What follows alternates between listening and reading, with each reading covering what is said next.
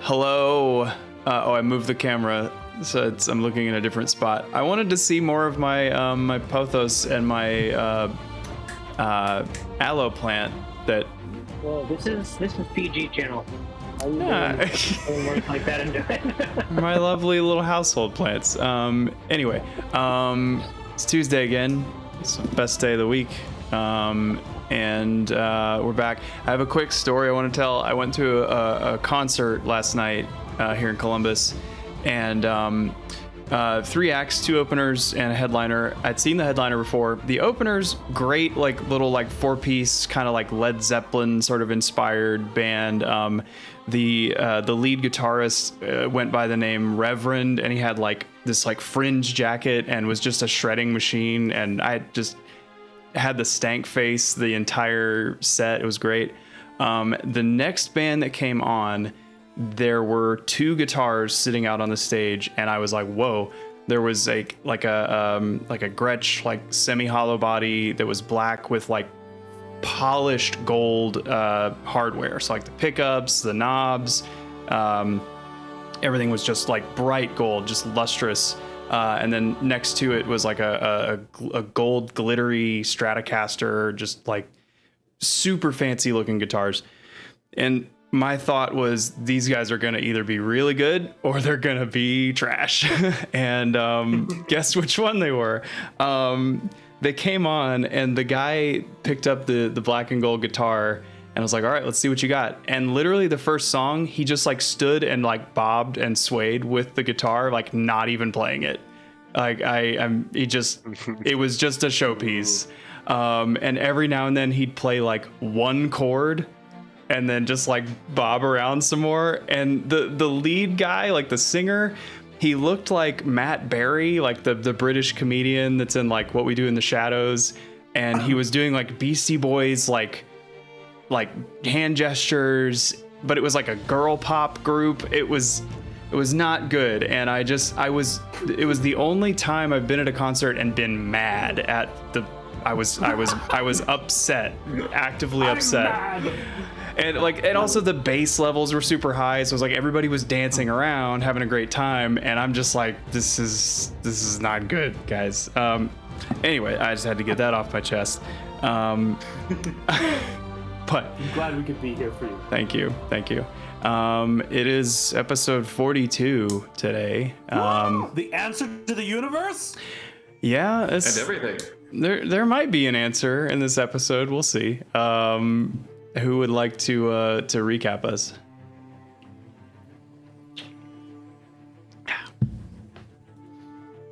I'll take a crack at it. Go for it. You do it, because you were the intro star of last session, so it is only just you do it. Mm-hmm. So, we kicked off the session by fighting a specter. Yep, one. We had magically unlocked, or I don't know, almost superhumanly, Medusally unlocked this chest full of crystallized specters, and popped one on out, and we're like, hey, let's see what happens. And it was like, oh, that's a specter, and we fought it. Valbin messed it up pretty bad. I think it died before Shane even got a turn. It died pretty quick. And then Diogenes, he was like, well, we should keep more of those from popping out of the chest. So he went and sat on the chest. Still one popped out. So we started to fight that one. And then Megas tried to persuade it with some good persuasion and rolled like crap, which really set the tone for really did rolls for the rest of the session. But Fall, he was able to persuade it to be like, hey, don't fight us. You want to fight Estor. Sometimes it takes a spooky little guy to talk to another spooky little guy. So, we eventually talked that out, got our way out of combat, kind of wedged the chest shut again. Theo worked some of his tinkering on it to be able to at least keep it temporarily closed, possibly for being able to shove into a bag of holding. And then we're like, you know what? We should probably start looking around the ship and decide what we're going to do. We were unsuccessful in trying to convince. I just went blank on his name. The Navigator. The other Thane of, the Navigator, to help us oppose Metron, that dude. We are unsuccessful in convincing him to actively help us oppose Estor, because he was terrified of him. He's like, you guys can kill me, Estor can do worse to me. And we're like, oh, okay. So we went on and changed directions, and we're like, you know what, there's these stairs we haven't gotten down, and so we're like, hey, we're gonna go down the stairs, and DM's like, no, you're not, there's ice. So we're like, you know what, too bad, we're going anyways. Because Shade has this, handy dandy echo that can, basically use alternate realities to walk through things. And so we did. Walk through and explored the theater of the mind of the bottom of the ship, where there's a bunch of cool stuff that there were no tokens for or art for yet. And basically walked to the end of the ship and was like, hey, there's a bunch of stuff here. Looks like people used to be here. And Estor collected a lot of trophies and grisly kind of junk from slaughtering a bunch of Fae people. Cool. But it's cold down here. And kept going all the way to the aft of the ship. Or actually, no, that'd be the bow of the ship, right? Because we're already at the aft. Yes, it was the bow. That's where his helm is, yeah. So we went to the bow of the ship, and there we found, or Shade found, that there was this egg encased in ice, with lots of ice around it. Possibly dragon egg. And Estor was like, hey, you're poking around places you shouldn't be. I'm going to come check on your friends. And I'm like, whoop, let's get out of here. So I went back to my body and was like, hey guys, Estor's coming, and he's not happy. And so he got there, and he wasn't happy, because we were supposed to be killing the Thanes, so we're like, you know what, we should do something to convince him that we're getting rid of the Thanes. So Diogenes started this cool ritual thing to be like, hey, Metron, you want to pass peacefully into the next life? And he's like, yeah, get away from Estor? Sounds good. So we started doing that. Estor showed up and wasn't all that impressed, because it didn't involve, like, fighting and killing and blood and gore and guts. So yeah, we mostly persuaded him that we were doing what we said we were going to do to prove our allegiance to him, but he really wasn't all that into it until Falbin, Q Falbin, starts killing rats and being like, look, I can kill things. And Estor's like, that's my kind of guy. So that started to work for a while until he's like, you know what, I want Kyra to see this. And he pulled out his little pet name for her that was trauma-inducing. And so he's like, hey, Magus, you seem, cooperative. Go get Kiki. Tell her to come in here. And Magus is like, no. And he's like, do it. And Magus is like, I don't want to. And he's like, do it. And Magus is like, I'll go ask. And that's basically what happened. And Estor wanted to actually watch Magus ask, so he starts leaving the room. Shade follows him a little bit, kind of right behind him. Dialogue. Basically, Magus is like, Kyra, do you have to go? And it's she doesn't want to go. He doesn't want her to go. Estor wants her to go, and he's getting angry, and finally he's like, you know what, I'm gonna go interrupt this ritual so Metron doesn't get to pass peacefully into the next life. So he walks by Shade, and Shade is like, nope, yoink his own spear trident thing out of his hand, starts stabbing him with it, and enter combat. And then we just bludgeon on each other till we knock him down, and we're like, yay, we won. And we're like, ha ha ha ha, phase 2. And that's where we are. Fight. Oh, and Theogenes managed to take a full round action to be like, just kind of shove Metron into the next life, so he didn't have to be here for this. Yep. That was great. Because there was so much like invested in that decision. So,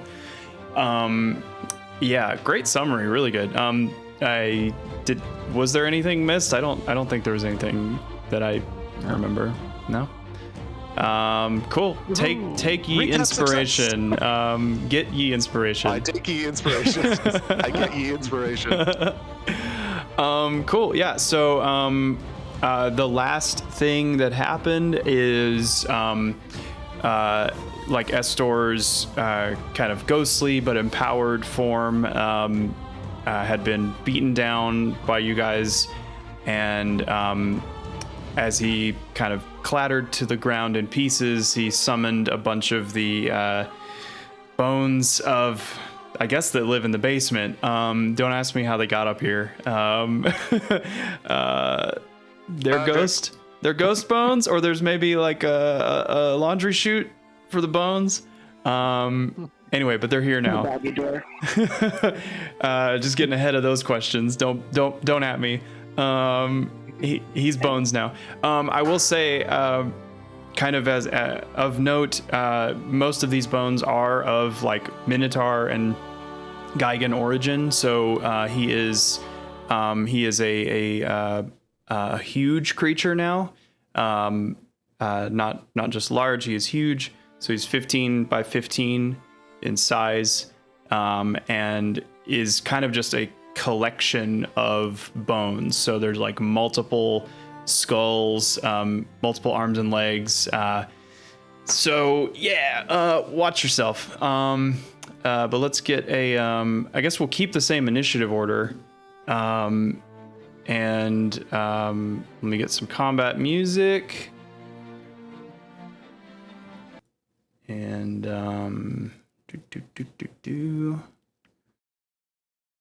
there anything from the Bird NATO that'd be good? Eldritch Combat's pretty good. Okay. So Shade, you delivered the killing blow, quote unquote. I did. So I think that your turn had ended unless you had anything else like remaining. I mean, was that your first attack or your second attack? That was my second attack. I think I missed my first attack. Yeah, I see there's a nat 1 and then a 27. Because it would be, if he was still a threat on my turn, my Echo would also be able to get an attack. Yeah, that's fine with me. So like there right was a there. lull in the description, but I would say in the moment you would know that it was not over. Cool. So then I would have use my Unleash Incarnation to get, hey, my stuff isn't dropping down. Interesting. And in this instance, you will be able to see the health estimates on the token here. There we go. I'm using that to get myself another attack. Oh, this is really annoying. The quick bar isn't working now. I think it's going up, out of my window. Oh, I've had that happen before where you can't find it. Yeah. Yeah. All right. Just to okay.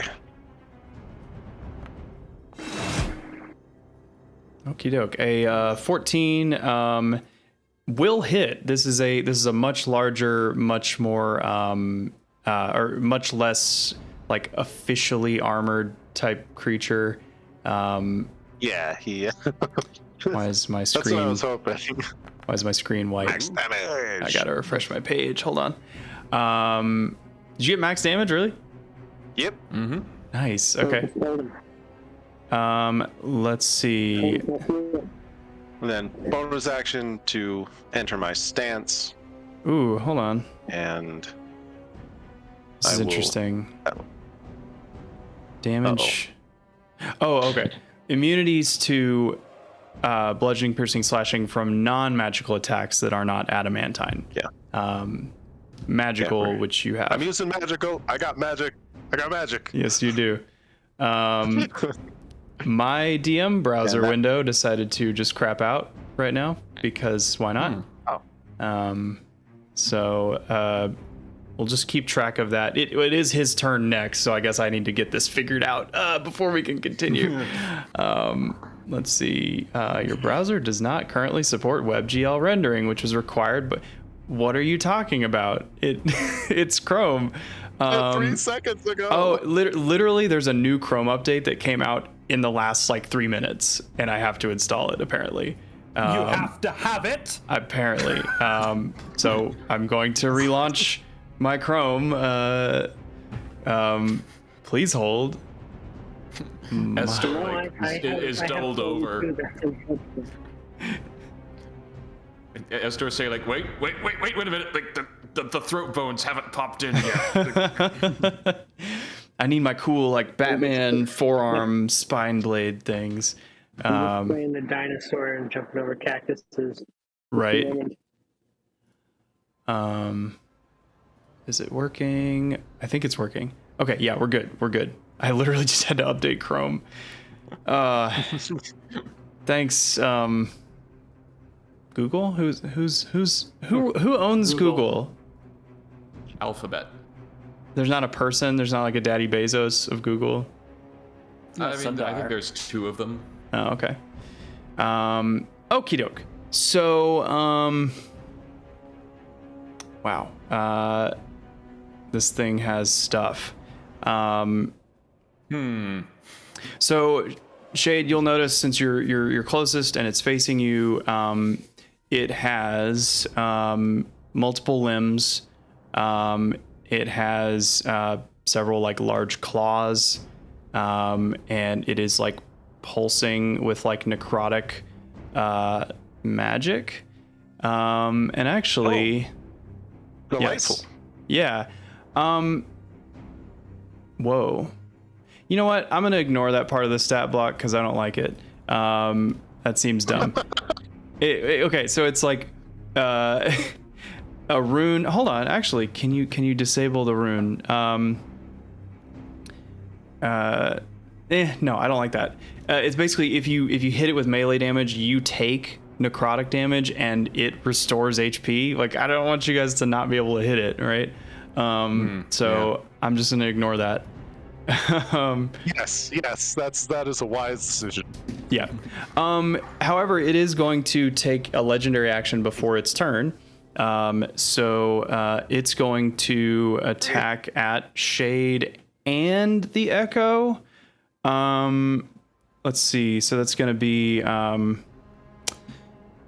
what can it do with a legendary action? Okay, it's going to make a melee weapon attack against you. I'm sorry, this thing has a big... okay, with a skeletal claw. Rolling that 1 and it'll be fine. It's an 11, so it's a miss. Misses both. Misses both, that's great. Okay, now it's its turn. So it gets its legendary action back. It is... Alright, that's not cool. Yeah. So it's going to... I'm sorry. It's going to close with you. It's already within 10 feet, right? Okay. So, Yep. although I think it And has... my sentinel only triggers if he moves more than 5 feet. Right. So this like swirling mass of ancient fey creature bones being controlled by their conqueror, which is really messed up, is going to make 3 skeletal claw attacks at you. Wow. Yeah. Triple that ones. That's pretty cool. That's a Glad you rolled like that. it's a 23 on the first attack. Yep. Is this attacking both Shade and the Echo? Or just Actually, Shade? no, it is just going to be Shade. Okay. So that hits. And then the second one's a miss. I'm just going to roll all the attacks first. And then the third one is a 27 to hit. So you're going to take 9 slashing damage on the first one and also 9 on the second one. I need you to roll 2 Constitution saving throws, please. You're aiming for a 15. All right. How do I roll saves? Just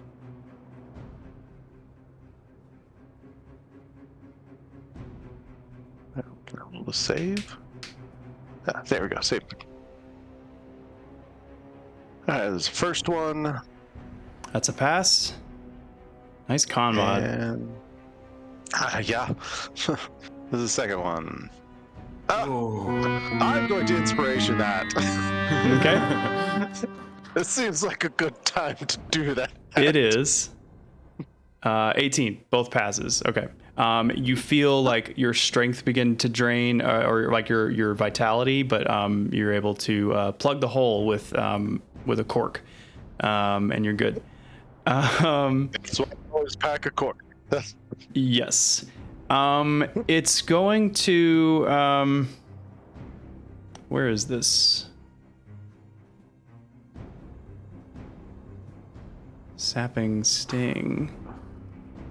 Doesn't show that spell on the stat block. Why would you tell me the name of it without letting me see what it does? You don't need to know. Right? Some things are better left unknown. Okay. That's all it's gonna do. So Falvin, you are up next, and then Megas. Could you enter in the damage that Shade did onto the Oh token? yeah. Sorry, I was away from the screen at the time. Not that it matters, but Not that it matters. Yeah, it was 137 damage, right? Yep. Yeah. Yeah. Yeah, I mean, Yeah, that's what I remember. That's what I remember. yeah, 30 feet away. And I seem to have a clear. Do I have a clear shot? Is this wall in the way? That wall would be in the way. Yeah, you'll need to come in closer. Well, that's a bummer. Here, I'll just draw I'll get close a enough. line that shows where the wall is. Oh, no, that's not.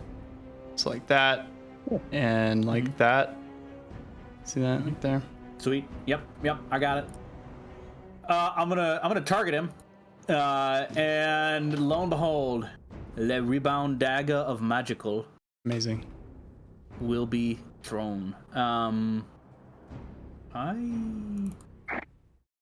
Do I have advantage on this attack? I don't think so. Checking. Elven accuracy doesn't matter. Assassin doesn't matter. Yeah. So it's just a roll. Just a roll. Yoink. 27. Nice. Yeah. Nice. I like it. It's just a roll. Do that, and then sneak attack. Sneak attack. Shade. Mm-hmm. That'll be 23. Damn. Nice. Very good. Taste it. And then bonus action, the dagger flies back to my hand, whoosh, and I send it back. -5 to hit on this. So 19. Yeah, still hits. And that'll Only be 14 hits, so- 9 more. 9 more. Okay. Nice. Very nice. And then I'm gonna walk back behind this wall. It's And- going and to maybe one use a legendary action and make a melee attack against Shade and the Echo. So that's going to be... Hey, that's a crit. No. Oh, Great. No. Yeah. Who are you, Jeff? Also, it looks like my rolling system has like... Oh, it's because I'm rolling from D&D Beyond from a stat block on there. So it's going to be 15 slashing damage to the both of you. And you Ghost are... No save, you are knocked 10 feet away and prone.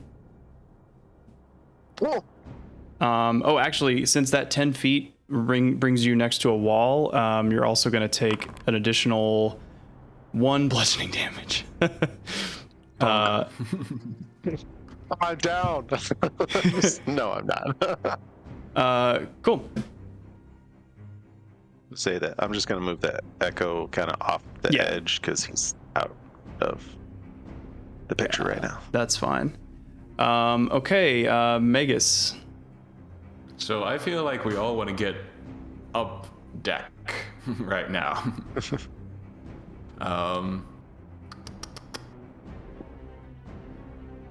I would like to try some acrobatics. Okay. And in order to get around him, I want to like jump up and like run on top of these oarsmen. Are you proficient in acrobatics? Yes, I am. You are. They are difficult terrain, but if you roll well enough, I'll let you move at normal pace through the oarsmen. Okay, here we go. Goodbye, souls of the damned. 19? Yeah, I think that's good. You're not going to be able to dash, but Oh, that's fair. okay. So let's see.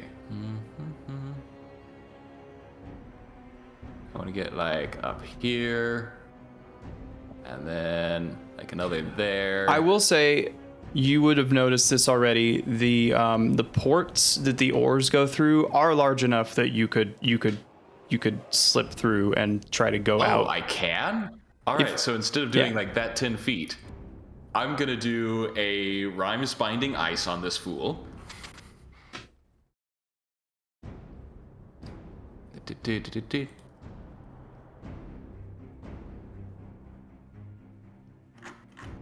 Con save. Yep. Okay. It has, okay. It's a fail. All right. Fantastic. So, it Wait, takes... hold on. Oh.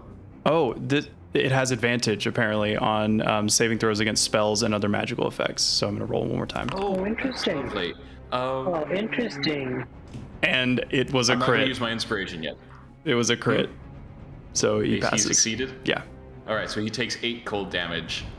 Okay, he's And- resistant, so he's gonna take 4. Cool. And then I'm gonna duck out through a porthole and like start climbing up the side of the boat. Okay, you can get just outside the porthole with that movement. You're not gonna get any higher. Yeah. So like I have 10 feet of movement, so left. So I pop out. And, Okay. Yeah. It's like 10 feet gets me outside and maybe a little bit up, but yeah. Let's see. How can I just measure? Yeah. Okay. There we go. Okay. Estor in skeletal form is going to pass through the ghosts. They like part like waves as he moves, and he approaches the window. And as his legendary action, he's going to burn 3 of his 4 legendary actions to attempt to grapple you. Wait, can he move and attack as a legendary action? Good point. He cannot. Okay. Tiger lawyer. You got me.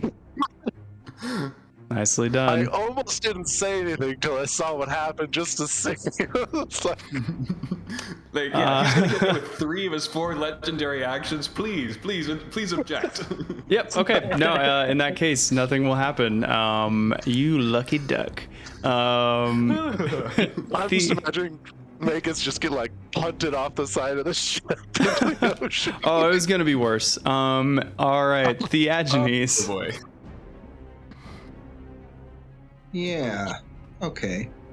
I'm gonna move there, and there. And what are these walls? Are these walls new? Have they always been there? They have always been there. I just drew them so they're easier to see. I see that now. Okay. I'm gonna move to right there, and I'm gonna gong him. Gong. So he's gonged. Get gonged. You're gone. He's hexed. And then Which I'm gonna which try- attribute are you going to hex? Oh yeah, I get to strength since he's trying to grapple. Sure. Yeah. Perfect. Okay. That'll be, if you could And- please remind me anytime I have him roll a strength save or strength ability check to remind me that he's Yeah. hexed. Okay. And then let's see. I'm going to You said he has advantage on all magical saves, Yes. which sucks. So Magic I'm resistance. going to. I'm gonna chill touch him. Okay. What type of damage is that? Which, by the way, that's necrotic. Okay. And he gets disadvantage if I hit That's cool. Like disadvantage on attack rolls against me. against you. Okay. Yeah. And then it also would keep him from regaining hit points. Mm-hmm. So that would be cool. So I will. Let's see here. How do I do this? Chill touch. I just do a battle. It's a magic attack. So D20. Roll. Wow. That's a 20. Yes. Okay. That's a way to roll. Did it not let you just roll the chill touch itself? I forgot. Okay, that's how all to right. do that. That's okay. We'll go over it later. It's So like, it would be like plus 11, I think. okay, it's plus 8. So you get 2d8 necrotic, but the way that we do critical hits in this game is instead of just you roll it again and add that amount, you get whatever the maximum potential base value is in addition to whatever your roll was. So a chill touch is 2d8 at your level, 2d8 necrotic damage. So you automatically get 16 plus whatever the roll is. What fun. Okay. Yeah. Monsters get that too. So. Well, he has disadvantage on attacks against me, so a 1 and a 6. Okay. So I have 16 to plus do 7 a is 23. rule search really quick. This is interesting. Not that it mattered. It does matter. It actually matters a lot. Yeah, it does. Yep. Do you know what I'm talking about, Mace? I mean, I was like, we just did necrotic damage to an undead creature. Did it heal him? So, No. Why would it heal him if there's even a special effect that is in my favor if I hit an undead creature? So this particular undead creature has a trait called necrotic absorption, and oh, garbage. when they take necrotic damage, they take no damage and regain the hit points equal to whatever was dealt. So Not if it's I'm chill trying touch because he can't. right. I'm trying to determine whether or not this simultaneous effect, which goes like, does it still work as intended, right? So I'm just doing a quick Google foo. Let me post the necrotic absorption in the chat, and then I will also post the chill touch in the chat. This is bad. Okay. It's a Be able to. monster. Okay. Anybody who wants to help me look at that.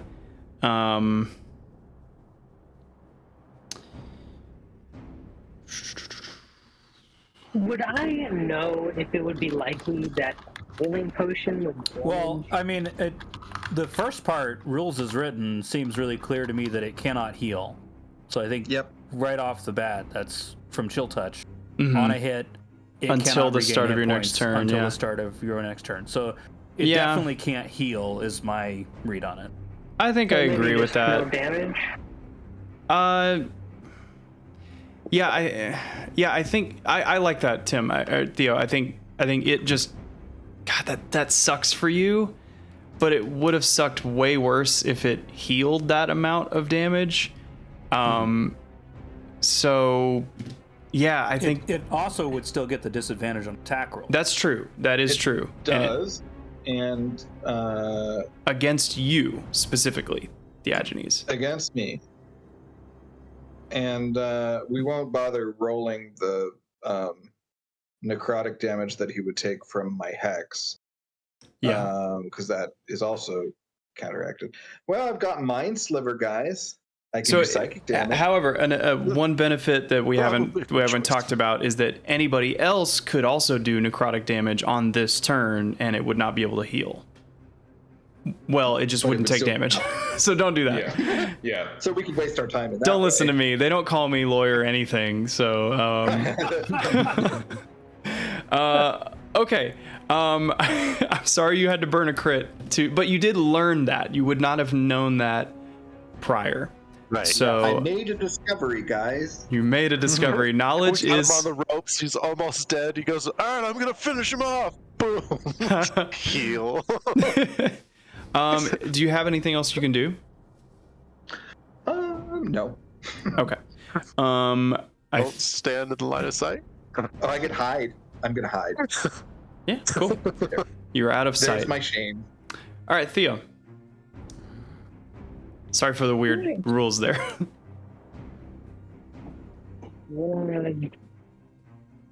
Come up here. I'm gonna target. Take aim.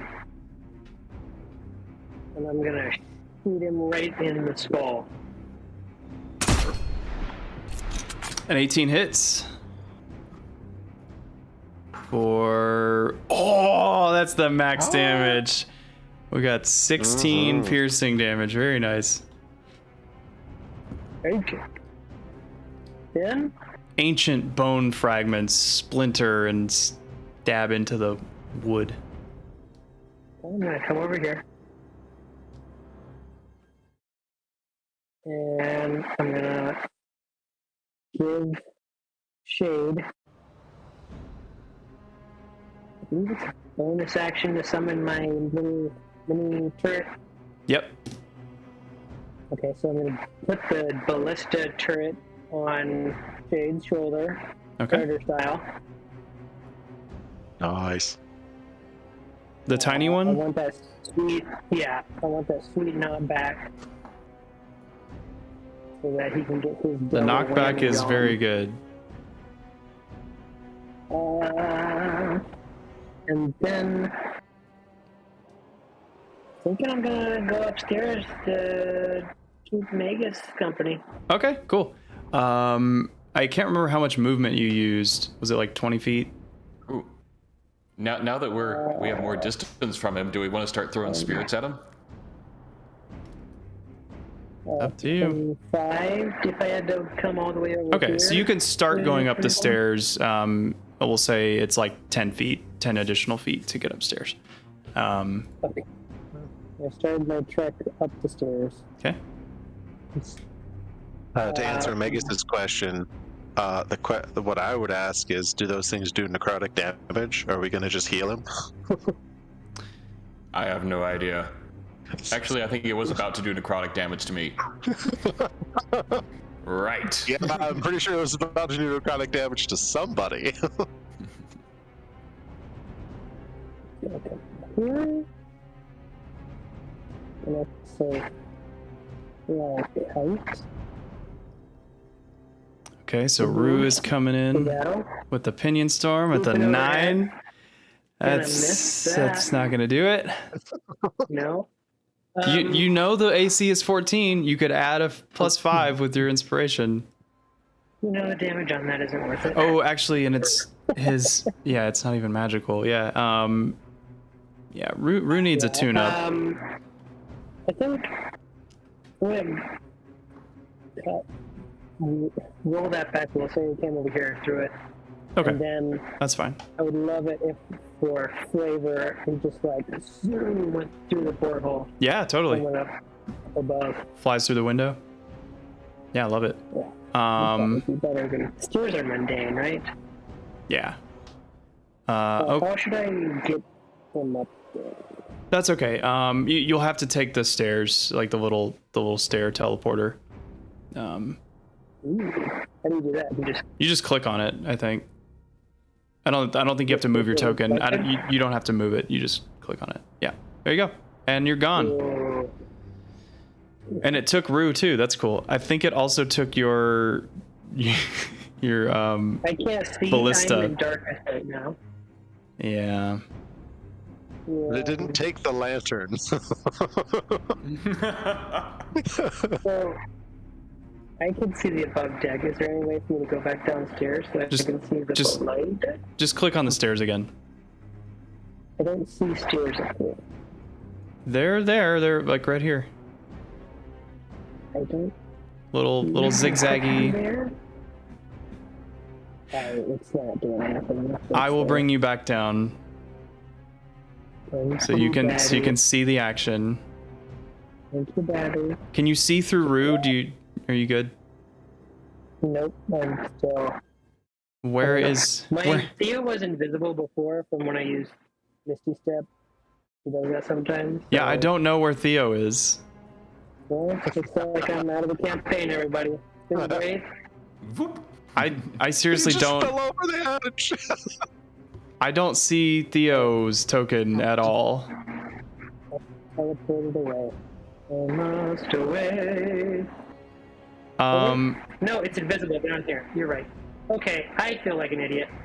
That's all I right. realize that these are all on the same map, and I can just move down. Yeah, Wow. yeah. No, I'm good. I knew that. Amazing. That's cool. Action packed. Excellent. Shade, you have bonked your head on this ore deck wall. You're prone. What you doing? Bonus action. Resummon my echo. Snags up my glaive. And seeing Theo book it upstairs, Magus hop out the porthole. I assume Falbin, the sneaky man, is moving upstairs. Yeah, I'm gonna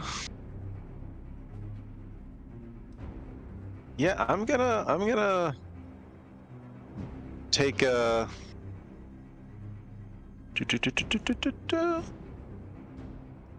Oh, I don't have. Where's the? Oh, I don't have what?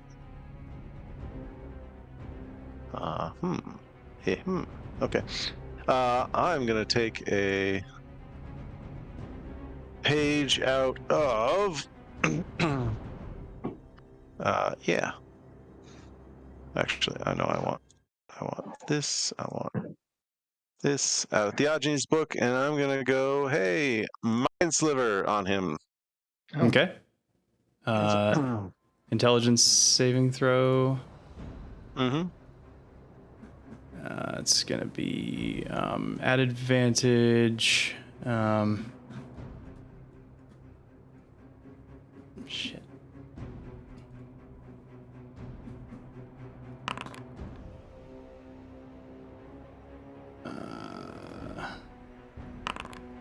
It's a 4 on the first roll and a 5 on the second roll. Awesome. Perfect.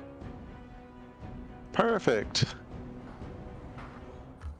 All right, I will take 4 psychic damage. Okay. Let me double check. Yeah, he's not And- resistant to that. Good. And should I just roll the D4 for his minus to his next save? Yeah. Right go ahead now? and roll that. Yeah, and then if you could just remind me. 3, nice. And he has -3 to his next save. So we'll say before that- the end of my next turn. For magical saving throws, he'll still roll at advantage, but it'll be -3 either way. So Right. okie dokie. All right. And then I assume I can't go through right here because that's the bottom of the stairs. I gotta go around. No, there is actually an opening there. Oh, okay. The cool. walls don't adjoin there. Yeah. Oh well, actually, yeah, that's not how stairs work. Like I said, we can see through it because we're looking through the stairs. But Yes, you do have to go around the wall. Yeah. yeah, and my echo will follow. Okie dokie. I'm in danger. You are in danger. I'm sure it'll be fine. Here's the danger. So remember the description I did earlier of him parting the sea of dead Yeah, guys yeah. to approach you? That happens this time.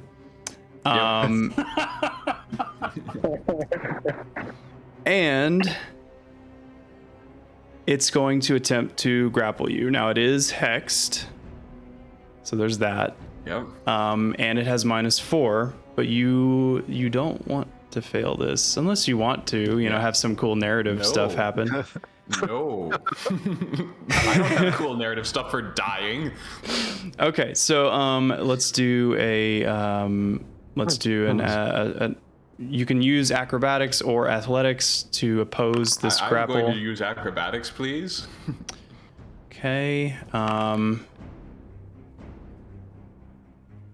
All right, so we have a it's rolling a disadvantage, right? Yep. Lucky you. Yeah. What is your? Yeah, you beat it. You see these two very large, like skeletal arms that are like, one is from a Gigan, one is from a Minotaur. They reach out the window to try to grab you, but you kind of like flip amongst the rigging that's hanging on the outside of the ship, and you're able to dodge, and you do not get grappled. Let's see. If the creature succeeds on his saving throw, okay.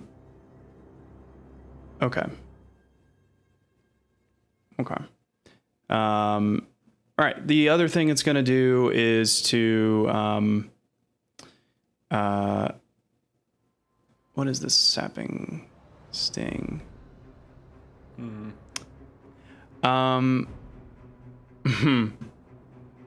Okay. I need you to roll a Constitution saving throw.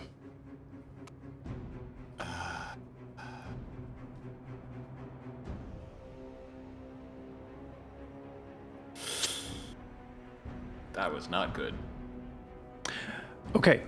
So what sapping sting does is, if you fail, you're going to take 1d4 necrotic damage and fall prone. Mm-hmm. What does that do? You're going to fall Given in the my water. position. I'm going to fall in the water. Yep. All right. So you're going to take 3 necrotic damage, and your body just kind of goes rigid as if you got like struck by a taser, and you just fall towards the water. I'm going to say, since you're not like diving, you're falling about 20 feet. So there's going to be we're just going to do half the normal bludgeoning damage because it is water. There may be a rule for falling into water, but we're not going to, we'll figure it out later. So you take 4 bludgeoning damage and you hit the water. Now the ship is moving. Yep. And I'm going to figure out how much movement has occurred on your turn. I'm sure I'll be fine. Yeah. Okie doke. So glad you haven't cast fly yet today, right? Oh, no, I haven't. Right? Yeah. Okay, it's Actually, also. I have. I know. All right, Falvin, you're up. Ha, Magus!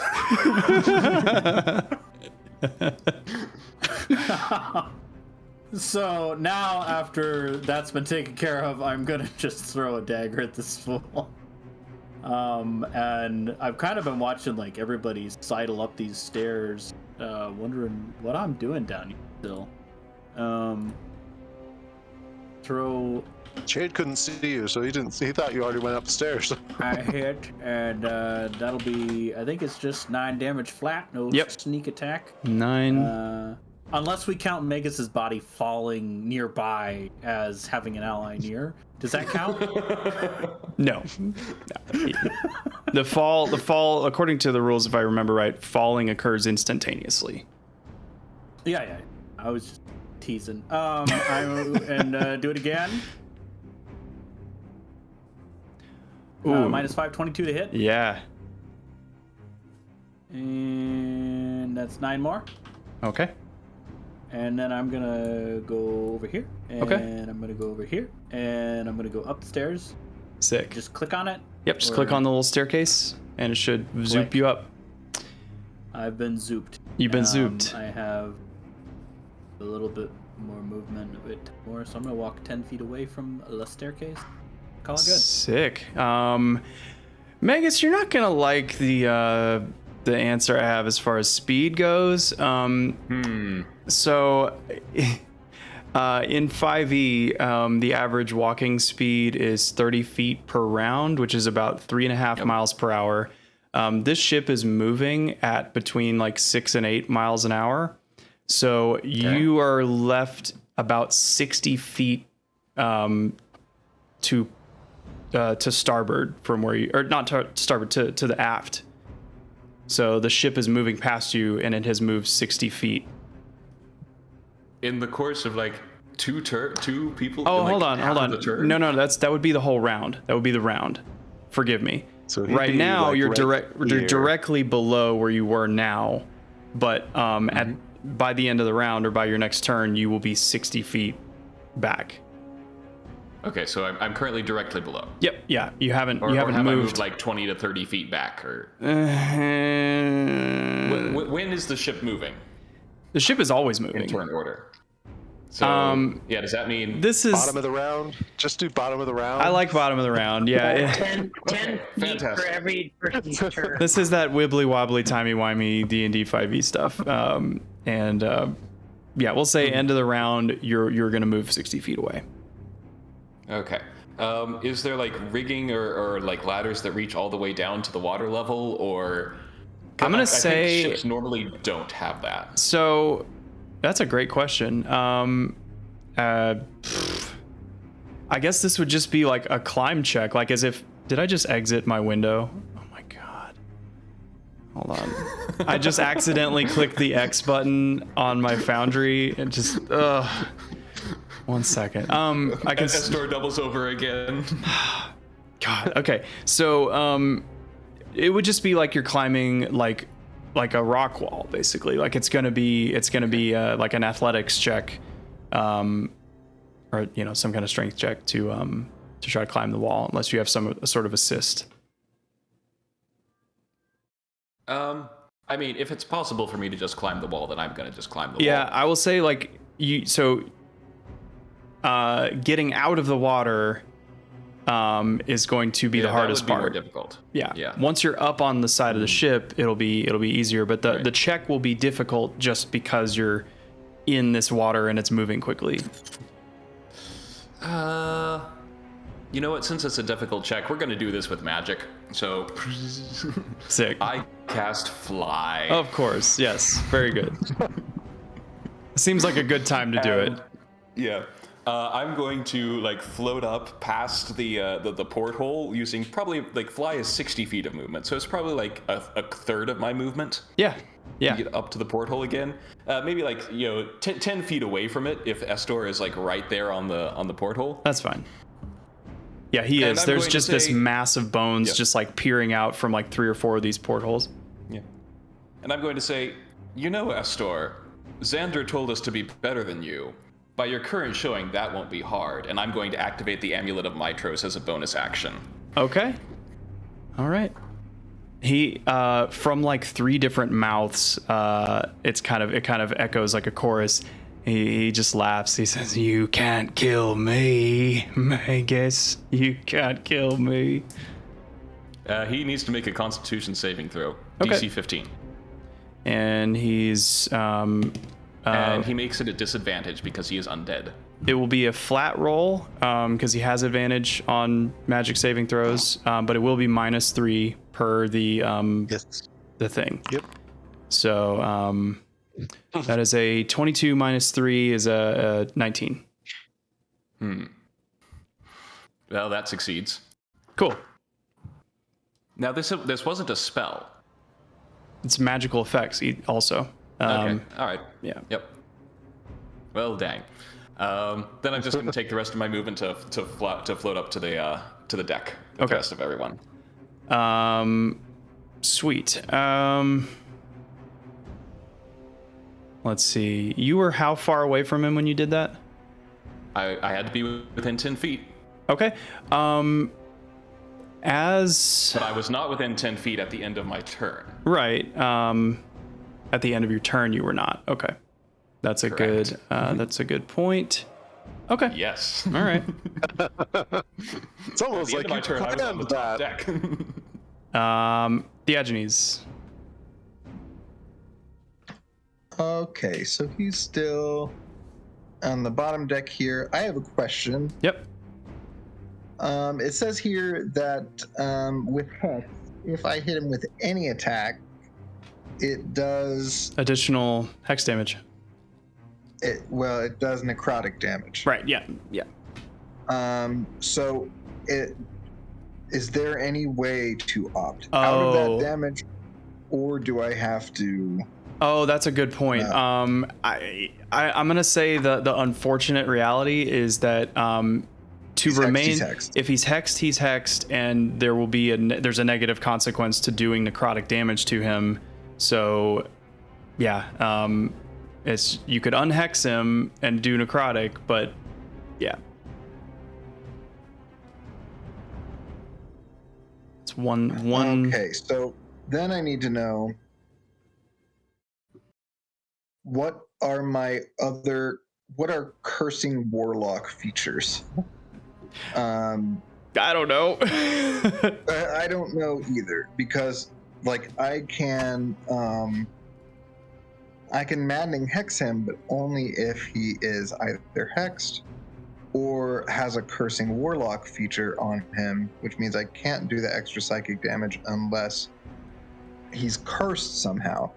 And so he is hexed, so you could do the maddening hex and do 5 psychic damage to him now, but and then you have like Toll the Dead. Oh, that's Toll the Dead is necrotic. It's also necrotic. Mind Sliver is psychic, and it does 2d6.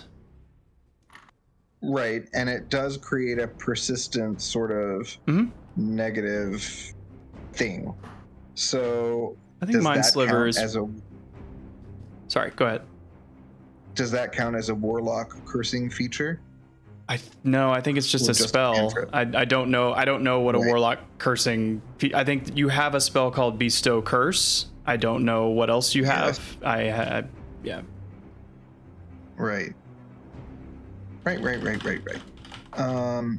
Well, in that case, I'm just gonna Mind Sliver him because that's all I've got, which he gets advantage on, which is awesome.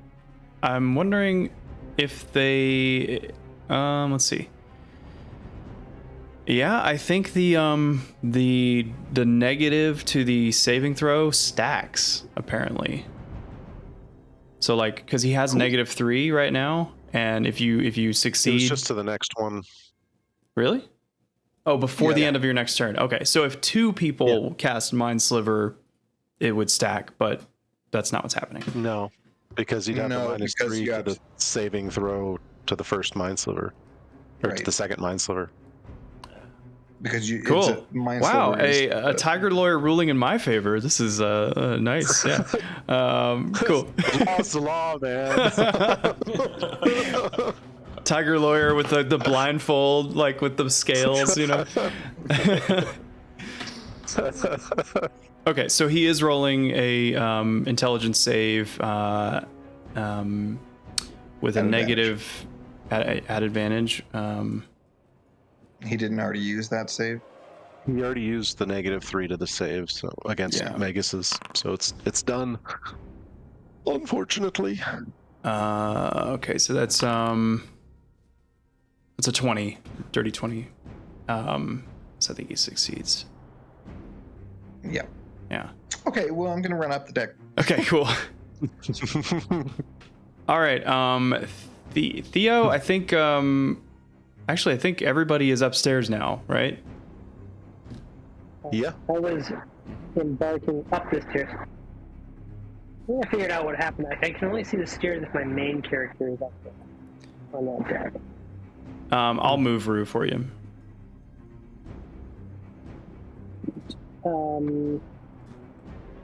Okay. I'm gonna look around. Does everything be dark? How hard would it be for me to get up to one of the ballistas and get it ready so when I see somebody's face come up that I don't like and shoot them? The ballistas. There are. You'll have to give me a minute to locate that because that is a thing. I think it takes like multiple actions to like use, because you have to load it, aim it, and fire it. So I think it's 3 actions to from nothing fire it. If that makes sense. If you had 3 people, loaded or? it's not loaded. Okay. But are they magical? You don't know. Do they have ammunition ready at hand? Yeah. Ammunition. Yeah, there are ballistae. Could I move it into position and have Rue pick up one of those things and put it in? Yeah, Rue can load it with his action for sure. So then between the both of us, I would have it aimed in the right direction and have it loaded. Yeah, for sure. Yeah, that's perfect. And then could I have action for the next time where if I see someone, I shoot it?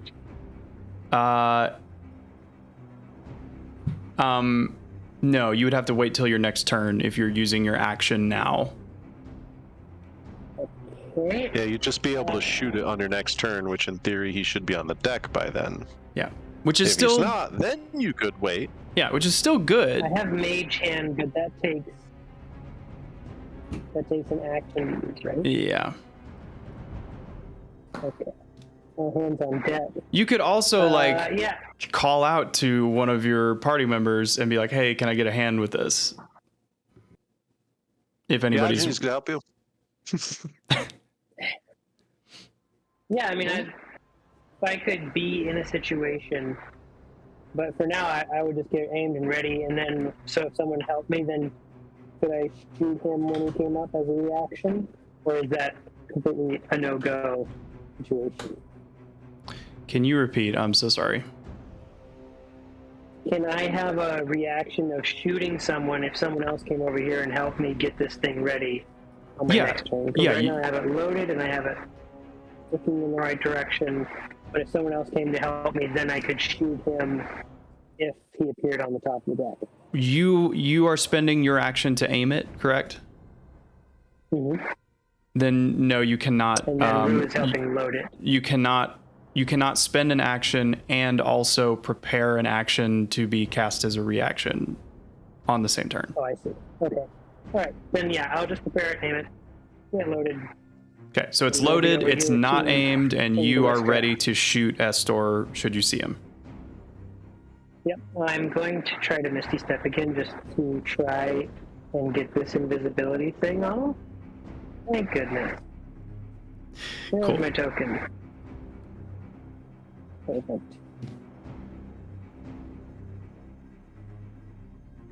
That's all I'm gonna shoot. That's all she wrote. Okay, so then Rue's doing the loading. Shade.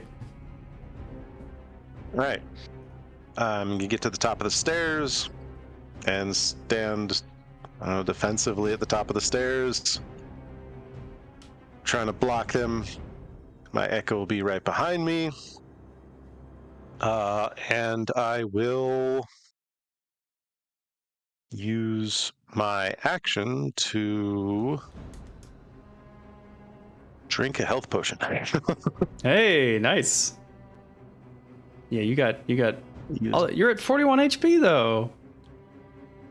Yeah. Just. It's a blessed number. I know it's a good number, but So you're gonna use an action and get what is it for 20? 44. Yeah, the full 20. It's nice. Pretty good. And then I will use my bonus action to enter my stance. Okay. And there I wait, spear and glaive ready. Okay.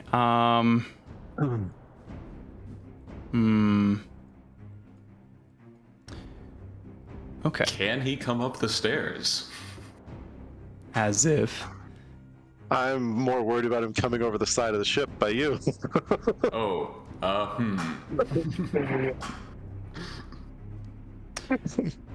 Okie dokie. He's gonna dash.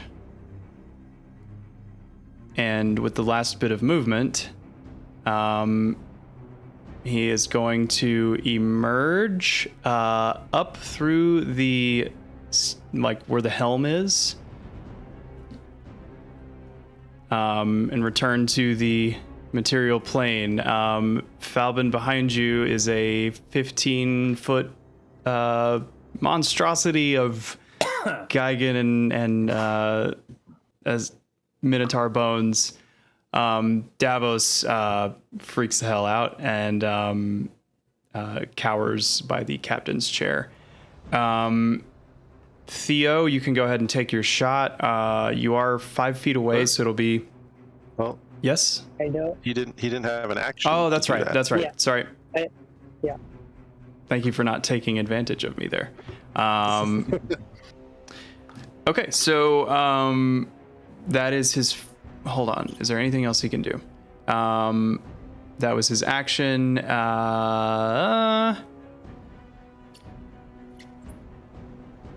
Ooh, actually, no, he did. No, I didn't have him do that.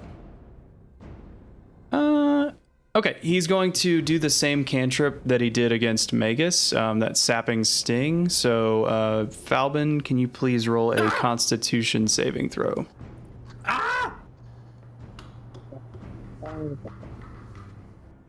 You've been giving him too many daggers. I'm gonna Yeah, inspiration that. Yeah. That one. Just gonna re-roll it. I don't want to I feel like you could do better. No, try about 12. You know. Okay. So you're gonna take 1d4. 1d4. Oh, sorry. It's actually 2d4. 2d4 necrotic, so that's going to be 5 necrotic, and you fall prone. Cool. It is your turn now, Falbin. Wheat. 1 moment, please. Trying to see what we want to do here. I have some boots. Those might really matter. You have some boots. I have some boots. They might matter. Oh, a certain inventor made them for you. So, I have these boots. I'm gonna link them. Here you go. I happen to be prone, but can I, like, Dorothy tap these and teleport to standing 15 feet away? Yeah. I'm trying to remember what movie it happens. I think it's Guardians of the Galaxy, where he's, like, laying down on the ground and he uses his rocket boots to, like, scoot That along the sounds ground. right. Yep. Yeah, That's exactly what I want to do. Perfect. It is a teleport, so you're not going to provoke an attack of opportunity. That's right. Solid move. Solid move. Right. I'm gonna go way over here. I'll say you're still Cool. prone. Okay, yeah, that was my question. Can I stand up? You can stand up. It'll take half your movement, but you have all of your movement because that was a teleport. That was a bonus action. So yeah, I'm standing up, and that's half my movement, and I'm 15 feet away, and he's gonna get the dagger with my action. Yoink. 14 just hit. hits. Yes. And I do get sneak attack because Theo. Unfortunately for 12 Theo. and 12. That's 24. Wow, nice. Okay. I'm here merely to give you sneak attack. You're I'm starting really to glad see. you gave me those boots, Theo.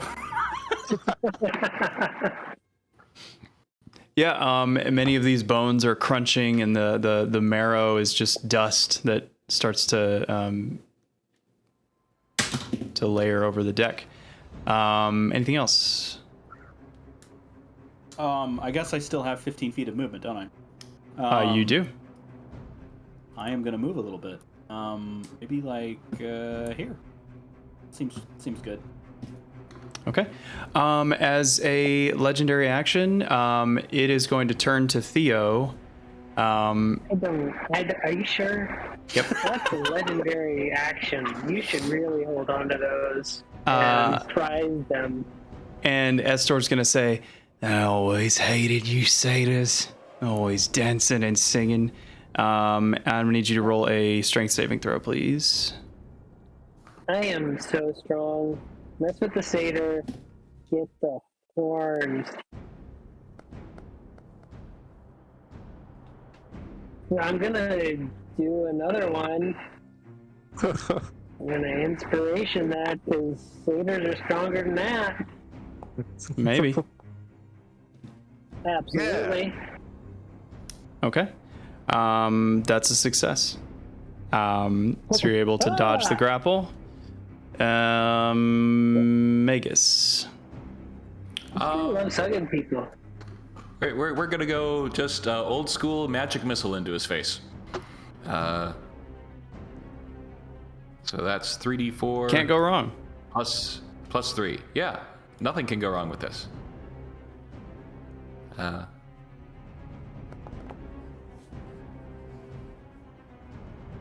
I'm pretty satisfied 12. with that. Okay. All right. And I hover up, so I'm like 20 feet above the ground, or 20 feet above deck, where I currently am.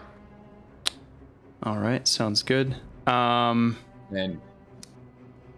maybe holding on to some rigging so I'm not left behind. Yeah, I was to ask, like...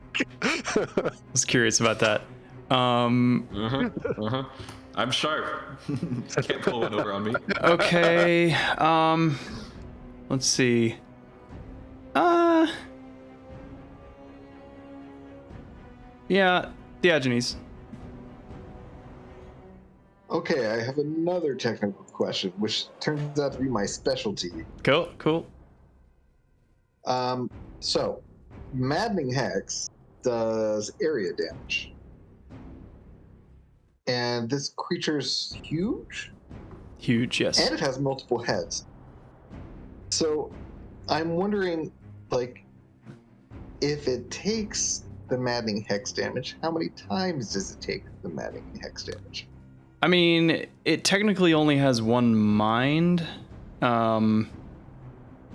Right. Okay, point taken. Well, in that case, I still only have Mind Slur. So I'm gonna Mind Slur. Okay. Intelligence save.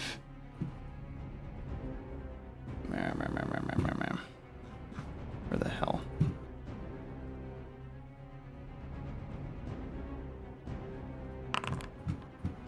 He got a 19. Well, he's a jerk. Smart. It's wicked smart. It's not that. It's smart. All right. In that case, I'm gonna. Okay, that's all I got. Okay. Theo. Wind this bad boy, and I'm gonna shoot it right into his face. I mean, it's basically on the bolt already, right? Yeah, I'm gonna, because it's a ranged weapon. I'm trying to scroll back up to the rules of the ballista. I mean, in 5e, ranged weapons have disadvantage if there's. Hold on. Ranged. I don't want to speak out of my ass. Ranged weapon disadvantage. You have disadvantage on the attack roll if you are within 5 feet of a hostile creature who can see you. So it's not necessarily the fact that the weapon doesn't work as well at 5 feet. It's just that you have an enemy right next to you, and it's harder to aim. So you can shoot. His sniper feet do something about that? I think that's just cover for sharpshooter.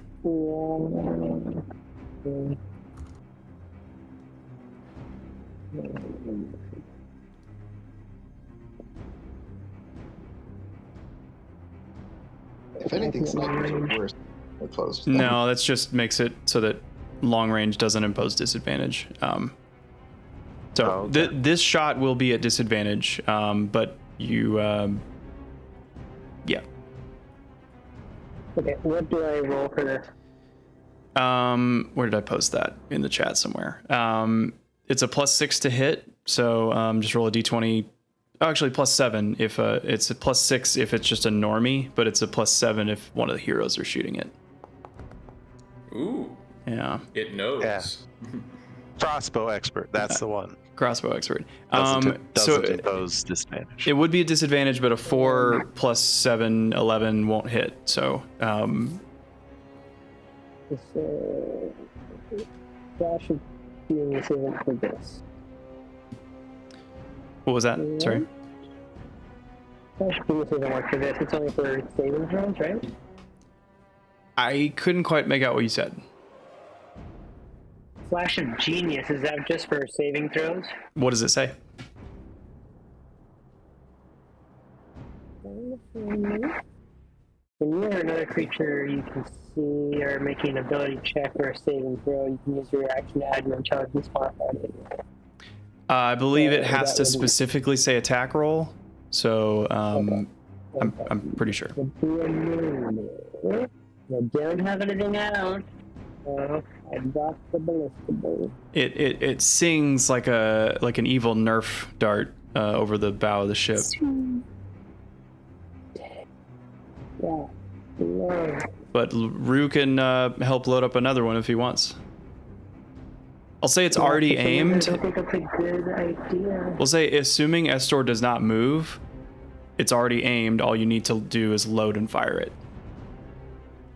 Yeah, but he's coming on already. That's my generous DM concession. I need to get out of this. Use my action. Oh. I should use this. I can't use my smoke shell. That would have been sick. Possibly. There we go. We're gonna have to get you out of the underwater space that you're in sometime soon. Okay, so it's not just me. No. Do Okay. I sound like I'm underwater? Yeah. Oh, really, absolutely. really muffled. It's pretty cool that you can like do most this of you while can understand snorkeling, but He's, just we're at sea, just trying to get immersed. Yeah. Okay, as a bonus action, I can drink potions, right? Yep. You'll just roll the amount of healing. what about your ballista? The force ballista. He's gonna hit me in the face. I'm gonna have disadvantage again anyways. So is it really worth it? Well, would your force ballista that's on Shade's shoulder have? Oh, that's true. Yeah, then I could hit him closer into me. Let's do that. That sounds like fun. Where's the roll? If I can't hit him with this ballista, I'll hit him with the other one. I mean, in theory, couldn't you still move like 5 feet and like swing the ballista so you're standing over here and push him past yeah, you? but then he would be able to hit me. You There's can some kind of reaction. you can move diagonally here. It's fine. You haven't left his threatened Yeah. space. Yeah. Okay. Well, thank goodness. Oh. I wouldn't want to do that. Unless he's got something like Tunnel Fighter that lets him attack people that move more than 5 feet, then No, I think Hey, there's looking only for one those person in this whole world that has Tunnel Fighter. As it should be. As One it of these should be. days we're Okay, I'm gonna gonna. against another fighter that does, and it's terrible. There can only be Yeah. one. It's just none at that shall point it'll pass. just be a battle of a battle of attrition between the two. Who's let's got go. more hit points? Let's go. Okay, so the Force Ballista on Shade's it. shoulder fires off a Force Blast, and wow. Nice. So hits I don't know why I S. messed with this big one. Yeah, right. Yeah, I think that ballista might actually be better than the one on the boat. No, it's not. I mean, the one on the boat does 3d10. Oh, See? Oh yeah. You want to hit with that one. I Yeah. would like to, but I feel like he's gonna. So it's gonna push him 10 feet, right? 5 feet. Oh, 5 feet. Okay, 10 feet would be sweet. that would be sick. I'm gonna. I can't. I'm not gonna be able to move out of here without him smacking me anyway. So That I'm is just correct. gonna aim Misty. it. Oh, I can't. I've already mistied, son. I've already mistied. Can Rue disengage? So at least he won't be hitting Rue. Yeah, that's what I'm planning on doing. I'm Okay. gonna have load the ballista. He's not gonna be able to load and disengage because those are both actions.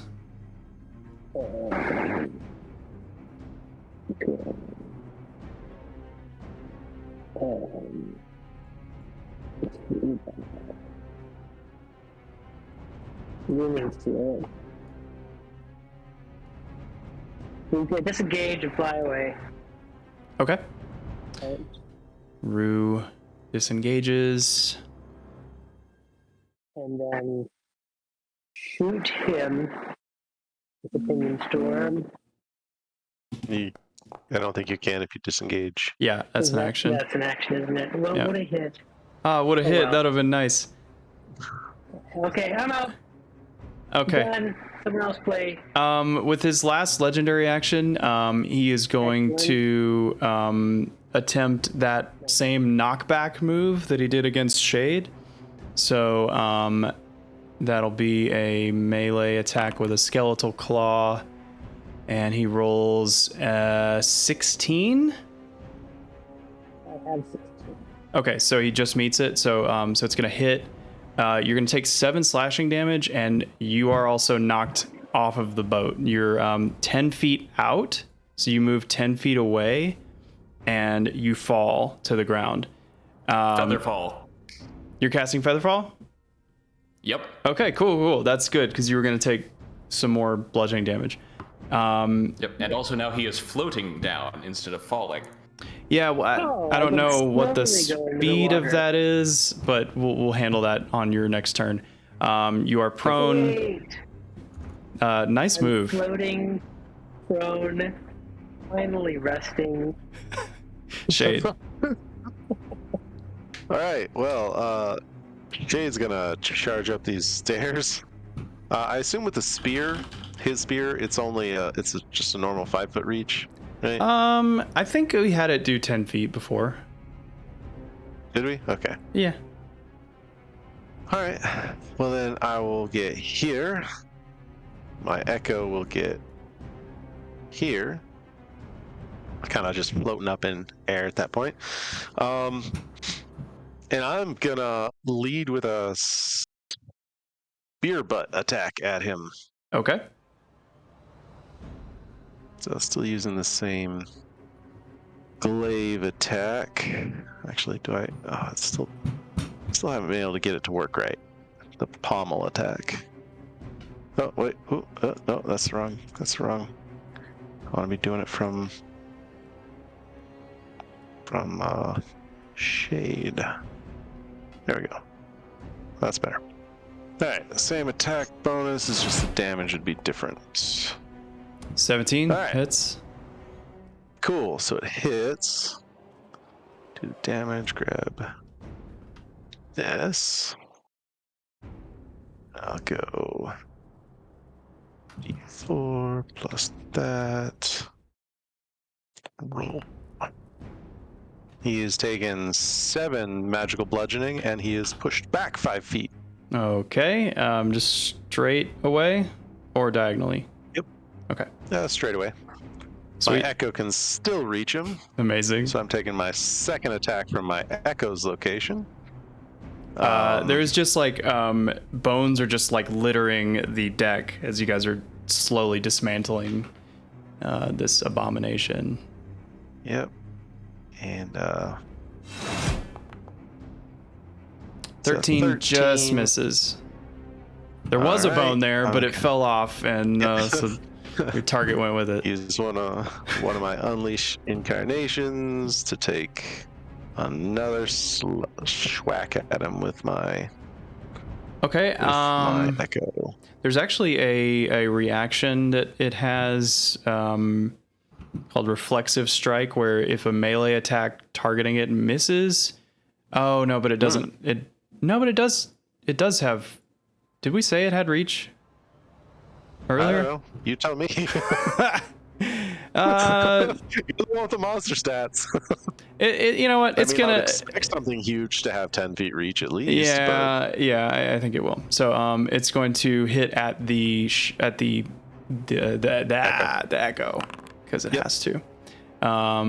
That's a 10 miss. Miss. Cool. So I will continue with my Unleash Incarnation. Back to my my thing. 27. Mm-hmm. All right, and it's normal damage. That is 11 slashing, magical. Okay. All right. And my actually, I still have a little bit of movement, so I will take one step closer and enter my stance. Okay. So yes. DM, Yeah. I kind of don't want to ask this, Please. but when does the boat move? Bottom of the round, I think we said. So right after Theo fell. yeah. And so Featherfall, let's see, your rate of descent slows to 60 feet per round. Okay, so we would have been on the water. So now Theo is 60 feet back in the water, Nice. just unharmed from the fall. Yep. Yep. I'm just getting some fish. Okay. Don't worry, You don't Rue have can another carry misty him. step? Oh. This is interesting because, yeah, I wonder who's gonna have to fly after him to catch him. I wonder who might be able to do that. So This party only needs one gifted person. have we specified how far the boat is moving? 60 feet per round. 60. 60 feet. So where can we put his token where that would be? Just Yeah. The other way. matter. The other way. the other way. Yeah, because the boat is moving to the right, from the left to the right. We're on the back of the boat right now. At the aft. I don't like that. No. I don't. And it is in the middle of the night. Somewhere. In the middle of the ocean. In the middle of the ocean. Sweet. This is an interesting development. Okay. I have my light. I have my light though, so you know exactly where I am. That's actually a good point. You have a I'm little like a freaking lighthouse. a little red signal light. And the ocean creatures can see that too. That's cool. And it looks like blood. Neat. No, they can't. They can't see red light. That's a well-known fact. Sure. Fish cannot see red light. Love it. Just the way it is. Crazy biology thing. I'm gonna Okay, so Shay, These are magical fantasy fish.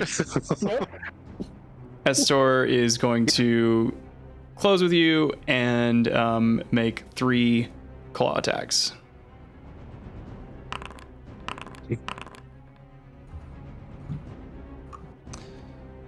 Wow, not great. 18 was the best roll. And then they all miss. Cool. Yeah. Yeah.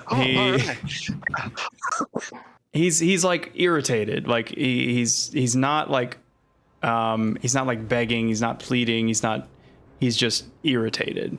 But that is his turn. Falvin. Theo!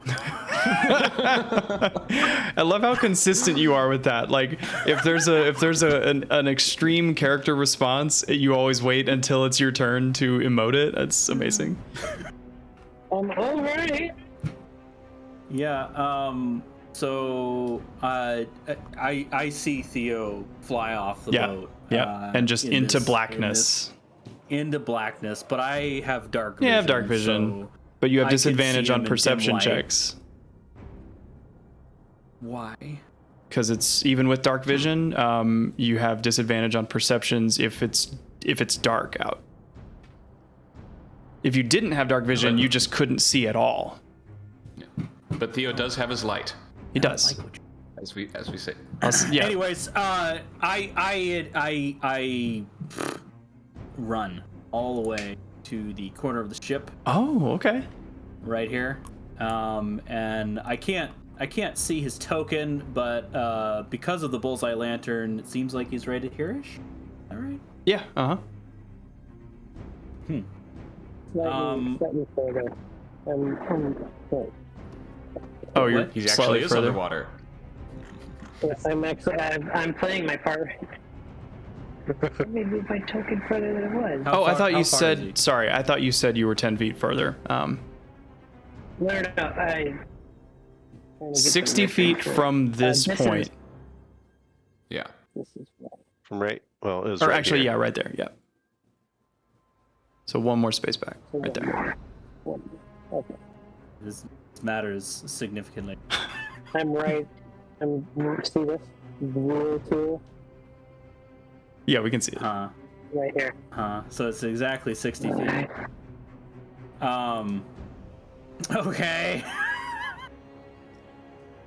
That's not great. What are you doing? Well, less of what I had planned. Just put him out of his misery. Just throw the dagger. I can reach. Theo, catch! All right. I have a hempen rope, 50-foot spiel, and I have a silk rope, a 50-foot spiel. I'm going to tie them together. Okay. And I'm going to tie a heavy thing to one end. So you're tying. That's two things you're tying, The ropes together. Yes. and a heavy thing. If I have a heavy. I'm just saying that's like two distinct actions you're doing. Yeah. Okay. If you can just tie the ropes together, I can get them to him. Okay. Okay. Now I'm questioning my life choices. Sometimes it is the humble rope that could save the day. Yeah. Like, the thing is, like, even if I get to him, I can't get him back. Even with all my move speed. Can you not dash while flying? But I think carrying an ally halves your movement speed. So I could keep pace with the Ultros, but I couldn't bring him back. For what? How long? 10 minutes? 10 minutes. Yeah. So we Okay. have 10 minutes after. Well, I'm gonna be a little picky here, but since we didn't figure out exactly where he's at, I thought he was 50 feet away, and I was gonna be able to do something different. Do you want to Can retcon I it? retro my Yep. movement? Yep, that's fine. Okay, I moved here to here, so I'm gonna go back to there. So at this point, because he's far enough away, I'm thinking I can probably gauge that by the bullseye lantern without having to go over there. From where you are, you cannot see him because you're at kind of a low point on the deck, and where the helm is a raised position. He is not within line of sight because he's down below. He's down 30 feet below. So you'd have to get like over to the You'd have the to railing or That's what something. I was thinking. So I'm gonna run over here. From there, you can see him. and see if I can see him from the side of the ship. Yes. So I could see from here that he's far enough away that I'm gonna need at least 2 spools of rope. Mm-hmm. And then what I'm gonna do is start tying them together, and I'm just gonna kind of shout to the party like, "Theo's overboard! I'm getting some ropes together. I need help getting them to him." Cool. Yeah. With your action, yes. Can I say move further back? Because currently, I think you're more than 100 feet away from him. So even 2 ropes together won't reach him. So you're saying like more this way? Yeah, like you need to be within 100 feet of him. Can I stand here? Yeah, you can stand between the little rowboat and the. You're 95 feet away right now. It's perfect. Yeah. So, So if I'll take a couple steps forward with trepidation, Mhm. seeing what he did to the. So here I am, and I'm thinking internally about like all of our planning about we're gonna kill him with his own weapon, and that's how he's gonna die for realsies. And I am concerned at the state of like his decay as has been described, that I might actually put a killing blow on him with the wrong thing. So I'm concerned that he might be coming back. Internally, I'm thinking this, and I do share that out loud to Shade in the form of, Shade, you need to finish this. Got it. So then at this point, I'm going to use my bonus action to drink a healing potion. Cool. And you've tied the two ropes together, but you haven't thrown them. Correct. I'm Okay. waiting because Magus has a plan and he told me to step back. Okay. And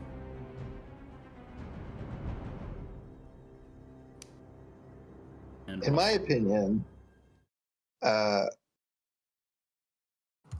opinion, because of the expansive nature of Trixie prophecy, the fact that the blade was used against him during the battle at all might be sufficient to fulfill the conditions.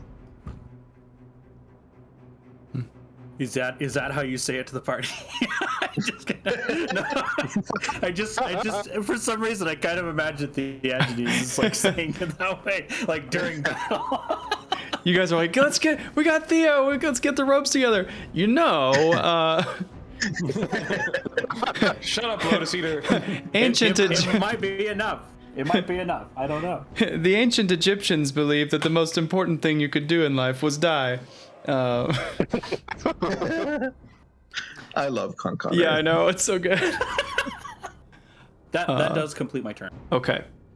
Let me see if he has anything. Yeah, like he's got his legendaries. He's gonna try the thing again. So, Shade, make a strength save. Drink. He has few smokes left, so he's gonna smoke them. This wouldn't do anything with the strength disadvantage that Diogenes did, right? No, it's Okay. it's Shade making the save instead. That is a success. Also, he's not hexed anymore. Oh, okay. That's still a success. He's having I figured trouble. from the 16 that Theo did that one was. Yep. Okay, Megas. I'm going to zip past Falvin, and as I do, I will use my object interaction to grab one end of the rope. Yep. And then, Iron Man, hands behind me, arms behind me, out all the way out to where Theo is. Sure. And with the other end of having the other end of the rope ready. And with a dash, that's enough distance to get you there? Yeah, with a dash, I can move 120 feet. Ooh. Yeah, so Theo, you see freaking Adam Warlock coming over from the ship. Cool. And you've already used your... You're going to have to grab this rope. Yep. No, I've been swimming for so long. I'm tired. I think I'm just gonna nap you. That's. Well, I mean, I think the positive thing out of all of this is at least the strongest person on the boat is holding the rope. So I know. there's a pretty good chance I'm joining you. Oh no. Real quick before Theagenes goes, he's going to use his last Ragdoll legendary action against Shade. He rolls a nat 1. That's a miss. And Theagenes, it's your turn. Yes, it is. Okay. Estor and Shade are locked in melee combat. Falbin is like getting ready to not get yanked off this boat.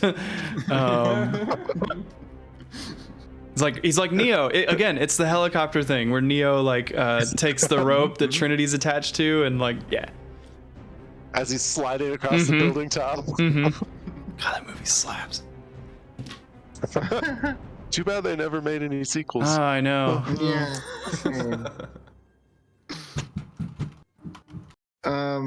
Let's see. Okay.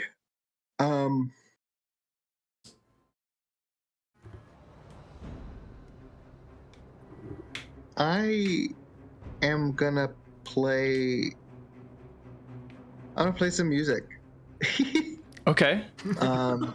I've got nothing left, and I'm gonna play my Pipes of Haunting at him, All right. making everyone else exempt. He needs to make a wisdom save. Wisdom save. It's magical effects. He has advantage. 15 DC. He passes. Damn it, guys! I'm so useless. No, you're just tired. It's just warlock stuff. It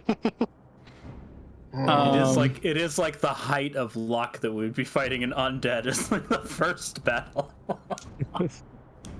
Well, so you're underestimating how much help your hex has been. It has been very good, and the negatives to the saves, that has prevented a lot of damage. So he is hexed. Well, I mean, at least he was. I don't know. Well, did you yeah, I guess unhex him? Well, I did because I think I wanted to cast Mind Sliver on him, and if I don't. cast Mind, Oh, does hex go away when you? I don't know how hex works. I thought you said that it wasn't a warlocky thing, so you didn't dismiss it. It was a magic thing. So hex is concentration, so you can keep it up and cast other spells, as long as you're not casting another concentration spell. right? Okay. So yeah, I Well, think unless you had a different reason to drop the hex, I'd say he's still hexed this whole time. I've been treating it as he's been hexed. Okay. Well, let's just say he's been hexed. Okay. Yeah. I mean, I don't think you've done anything that would have interfered with Hex. I don't either. Well, the issue was I didn't want Hex to cause, if I attacked him, to cause necrotic damage and heal him. Oh, I see. Okay. So you dropped it for that reason, like before you cast Yes. Mind Sliver. Okay. Then I think Exactly. I remember you saying that. So yes, hex is dropped. Yes. You have a weapon. Okay. I do have a weapon, but I already spent my time playing the flute. It was worth a shot. It was worth a shot. I mean, It would have been really great. it would have if made him worked. frightened. Do you still have movement? Because there's like somebody that's holding a rope and is a little worried about water. Sure, I'll go help with the rope. Yeah. Give me a quick acrobatics check as you run across this rowboat to get to Falbin. Oh no. God. I'm just seeing all the ways You to go trip wrong. and fall overboard. Push Falbin overboard. Honestly, guys, if that happens, you should just leave me. Who was that guy? No, that's not gonna happen. Oh my god. Oh my god. It's like poetry. It's a nat one. You still got your inspiration, right? Yes, I'm gonna inspiration that. Okay, that's now would be the time to do that. Yes. that's hilarious. Oh my A 10. Okay, you were here. I'm gonna say. He's here. Oh, you were there. Oh man. I mean, no, a 10 is enough. I mean, it's not that hard. I just wanted to, in case something terrible happened. Just wanted another way to show how useless I am. It was worth it. It was worth it. All right, Theo. So you are there. Magus is there with a rope. What are you doing? I suggest you grab it. Okay, I'll grab the rope. And I guess start hauling myself? That's how this is supposed to work? Is there anything you could use with an action? Anything I could use? Like anything you could do, like cast a spell or shoot something, or like you got a bunch of spells. Well, how far am I out, though? Use your measuring tool. I can't see anything on the boat. It's all black. Oh, okay. So you are you're 60 feet from you're 60 feet from Estor. Can I reliably cast? Yeah, you guys are reaching the point in character level where like I know some of the basics, but there's not much I can do to keep track. Thunder Wave? Did you say Thunderwave? Thunderwave. I wouldn't. Thunderwave starts at you and goes out 15 feet. You could knock Magus away. That'd be fun. All the fish in close vicinity die. Who is this? Who is this flying at me? A shark. I lose concentration and lose fly. People around him then. That would be wild. What else do you have? You have Shatter. You've got Scorching Ray or Shatter. Those are the two I'm thinking of. Scorching Ray, that could be really good. That's three rays of fire with a 120-foot range.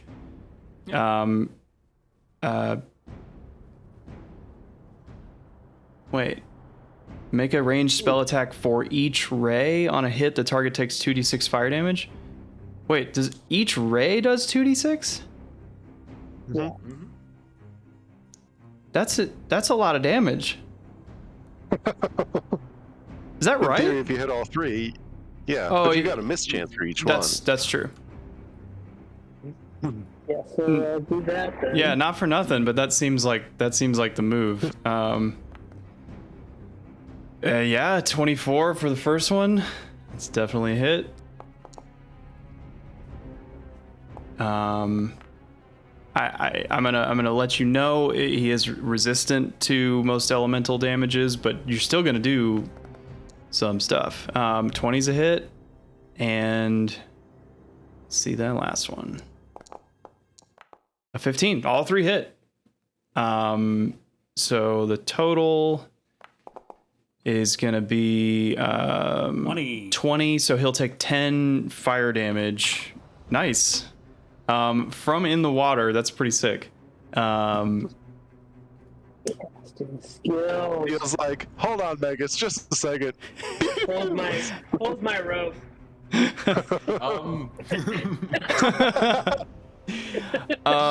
Okay. So anything else? Bonus action, Rue. Bonus action, I'm gonna shoot the ballista. Okay.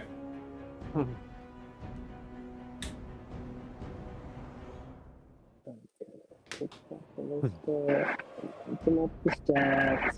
Put it in chat. I'm gonna attack with it. Crit. Look at that. Critical hit. Theo having his best turn ever out and floating in the ocean. Oh my god. 27 crit, son. 27. Okay.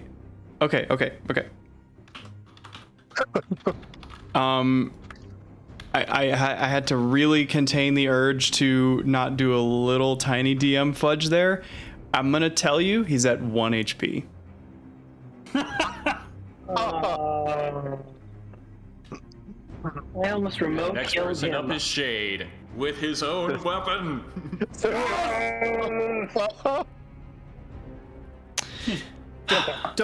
Don't fuck this up.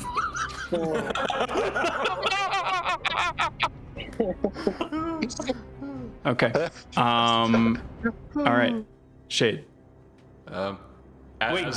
As the ship moves. Oh, yep. Yeah, that. Right. Okay. I'm gonna have Falbin make a strength saving throw at advantage because you have the Aegines with you.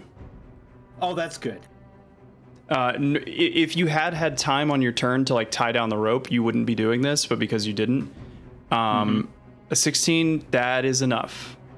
Like your arms, like your elbows, like almost like it feels like your shoulder almost comes out of socket as you suddenly like feel this jerk.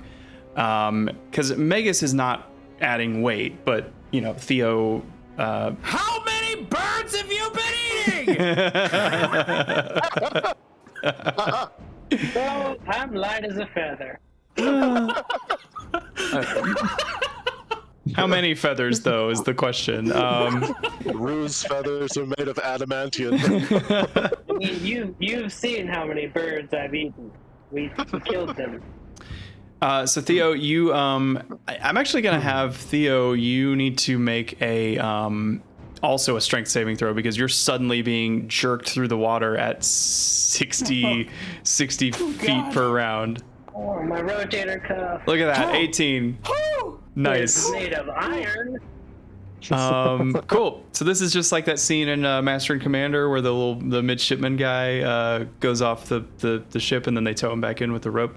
By the way, my first strength saving number was at 11, so I'm pretty sure that would have been a fail. Kept me on the boat. Yep, that is absolutely true.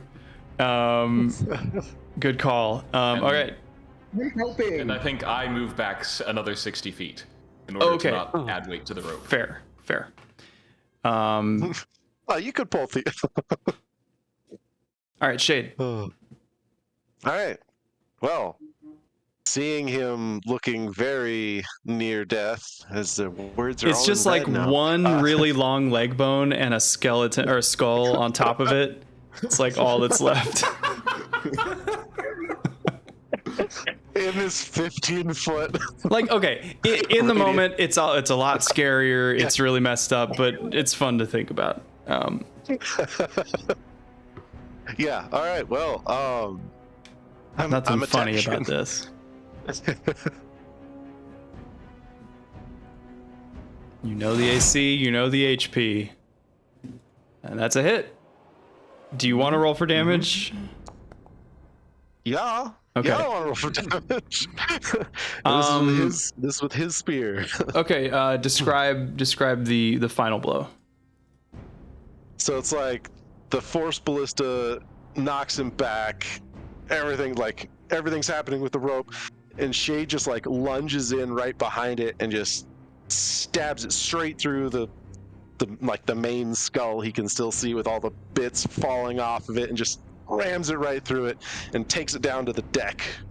Just nails it to the deck with the middle of the spear. Nice. Okay. And then just wait to see what happens. And then just wait. It is would be Estor's turn next. So, so you are there above it, just like holding down this spear, impaling this. We'll say it's actually, Shade, roll a d20. If it's high, it's a Minotaur skull. If it's low, it's a Gigan skull. Gigan skull, nice. Okay. The one big telltale eye socket in the middle. Okay, so the skull shatters as the muscles in your just mighty arms just crunch the head of the spear through the skull. There's kind of like a blast of air that pushes a lot of this bone dust and marrow out away from it in a small area. Let me switch off the combat music because we're not in combat anymore. No, it's fine, whatever. And the cluster of bones, the colossal cluster of bones is gone.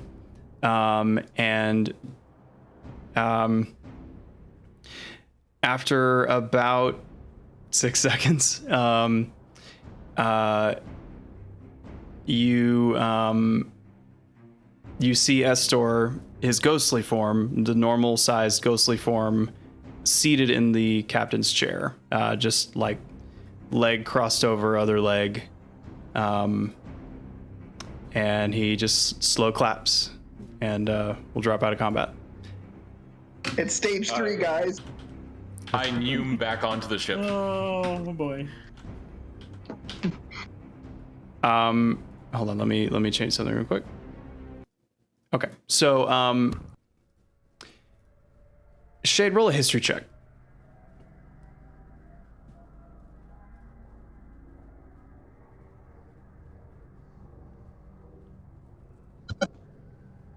Sorry, I was just saying, Corbin. Oh, it's okay. What am I doing? Oh, roll a history check. While you're doing that, Falbin and Theagenes, you guys are towing in Theo. Megas, you're able to arrive. You're able to catch up with the ship. Let's see, where's... That was a crappy history check. You're trying to remember like what it looked like to see Estor in the flesh back in the day. What his gear was. Something about you don't remember seeing a spear. Like that wasn't common equipment. He always usually had just normal equipment. This sort of like very like oceanic spear like really wasn't something you ever saw him use. And he's just kind of sitting there waiting.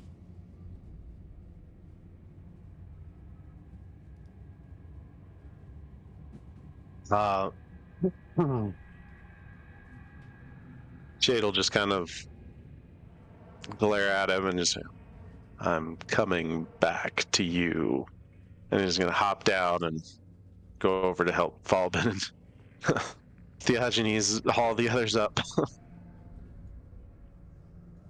Yeah, Theo, you are soaking wet. Megas, you're wet too, because you took a little dip. The water is just so cold. But you guys get back up on the deck, and Kyra rushes over, and she's like helping to dry you guys off. Those of you that were off the ship can now see that the original, just ghostly normal form of Estor is just sitting on the captain's chair. I want to go down to probably about the middle of the deck, or probably right around here. And keeping eyes on Estor as much as I can, I want to start ritual casting the dome. Okay, cool. What are the rest of you doing? Theo, you're back. I mean, Jade would come back up kind of by the wheel. I figured it was too easy. Not your blade, I assume. He says something like, a man of arms such as yourself should know that you've got a special one, a favorite, right? But you've got others that you use on occasion. Keep it spicy. You really think I would just walk around with the blade that's my only potential doom?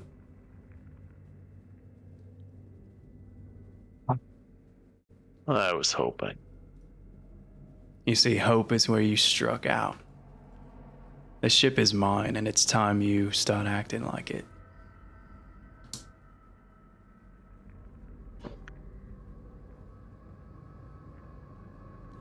Are you ready to swear the oath and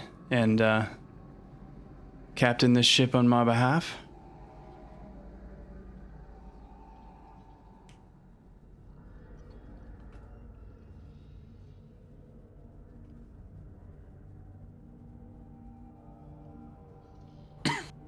No, not yet. I've got time. More than you have. Yeah. So it would seem. He'll walk down towards Megas. And I assume the rest of the party convening on Megas. I would definitely convene all over me, for sure.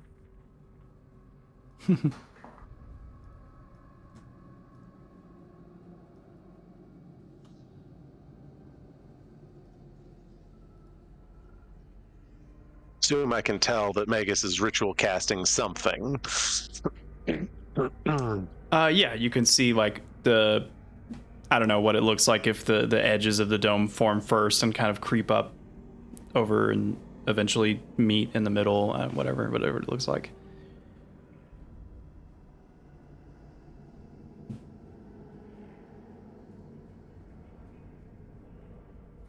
Yeah, and I'm if I ever lose eyes on Estor, then I'm going to stop casting it. Okay. And like I'll maybe like whisper to Shades like, keep eyes on Estor. Yeah, I mean, stand over here where I can see him. A few minutes go by and he just sits there. He said he's got time. Hopefully that means we do too.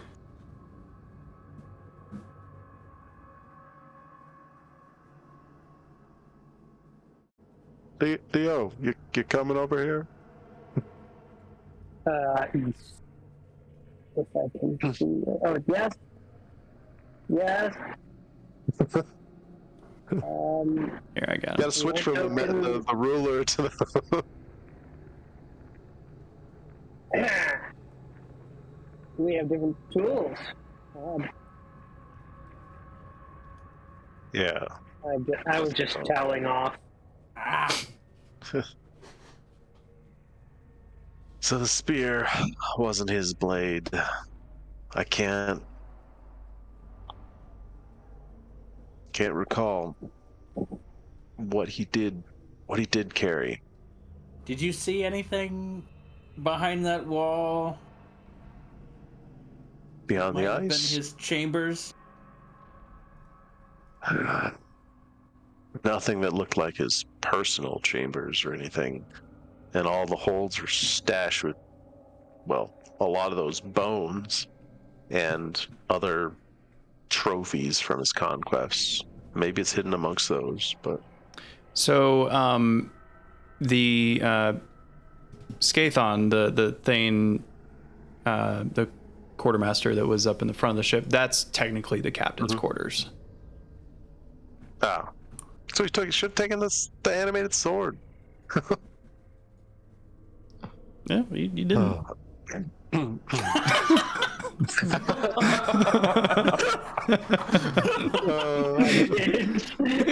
Think I'm gonna just tell you to do that? No, of course not. But I mean, you guys like killed it. That's not it. It's not it. I'll give you that. Yeah. I assumed that because he was commanding it, Mm-hmm. it would not be. But we didn't search those quarters.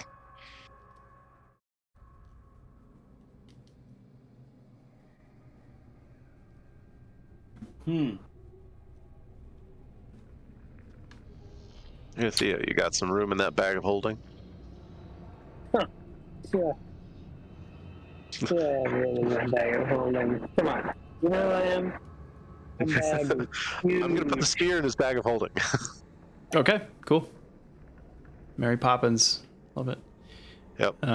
Take my Get glam in. back. Do you want a Minotaur axe? We gave that to the bulldog. I know, I didn't say I had it. I was just wondering if you wanted it. I mean, that might have been a fun one to use in this past combat, but still not the right blade. Not the right blade. What are we gonna do? Is this Falben actually asking, or is this player talk? This is Falben actually asking, and it's also player talk. Okay. Let me know the moment the dome goes up. So, It's up. Yeah, 10 minutes go by dome's without a up. hitch.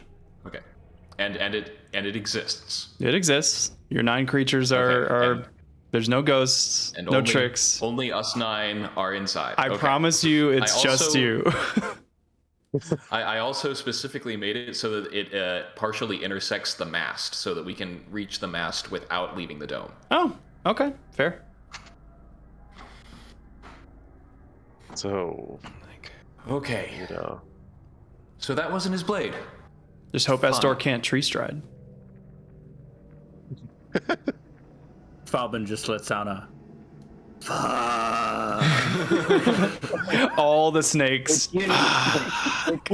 Which you know to mean. I mean, But you know what I mean. Damn, we're in a tight spot. okay. So, we could either attempt to find the right blade if it is on this boat, or maybe that's the thing he's looking for in Mitros, though I don't know why he would. If I were him, I would have just thrown it overboard at some point. That would have been smart, yes. Fortunately, well, let's hope that he was not thinking, like, The DM is nice.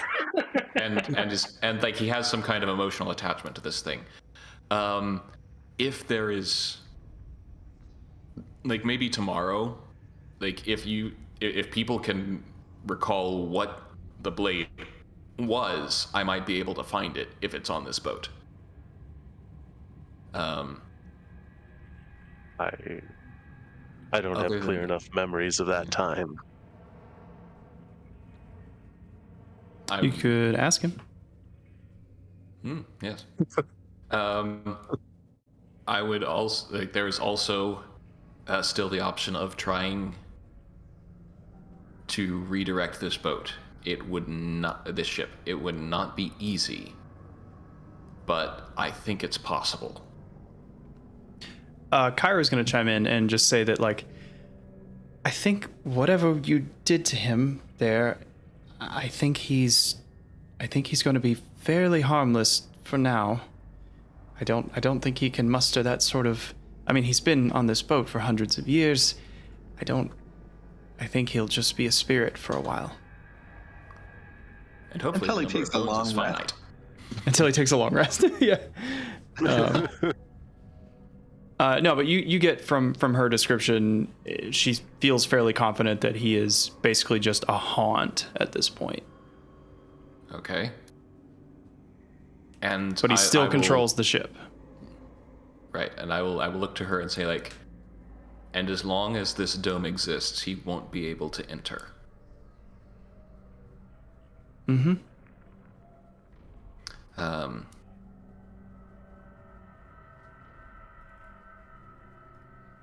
Or we could wait it out until we get to Mitros, and in addition to dodging jail time, try and prevent him from doing whatever he wants to do there.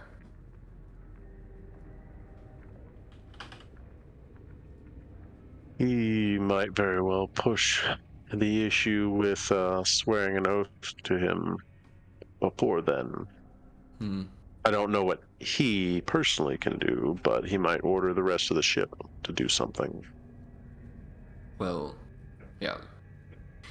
Can I put the rest of the crew to rest?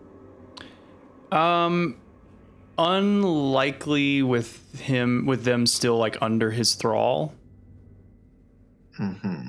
And also remember, if you put him to rest, you're basically like, they will not be available. You guys will be adrift. You'll be stuck. Dead in the water. Yeah. Right. And they're not going to come back. Wait. Kyra, you said he's just a spirit right now. Would the vengeful spirits that we have in that box be able to harm him?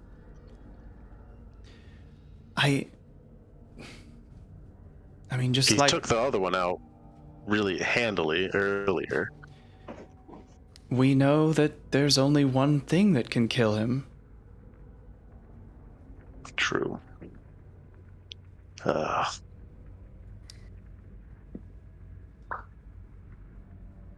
am pretty spent for now.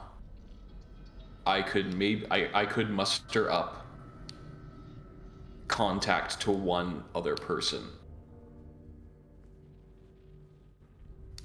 But then I'd need to rest. We could use some wisdom.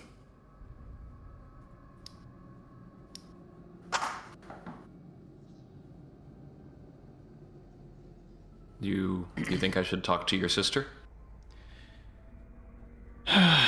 She is wise. Yeah, I think it couldn't hurt. I will also go, like, I will go over to her and, like, hand on her shoulder, like, as long as he's here, do we need to get you off this boat? Where would I go? My place is with you here, all of you. I cannot give in to fear. I am the goddess of speed. I'm not the goddess of running away.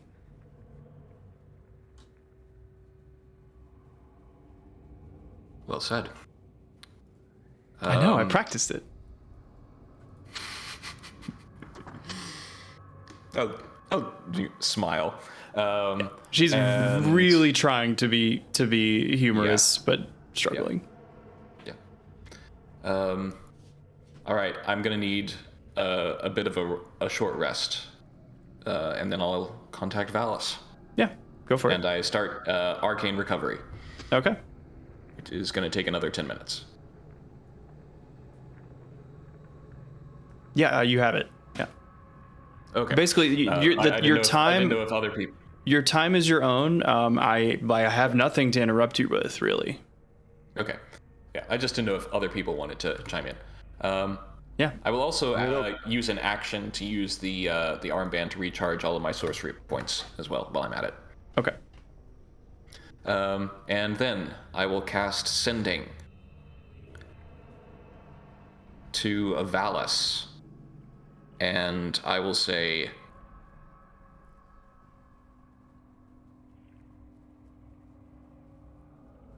on the Ultros,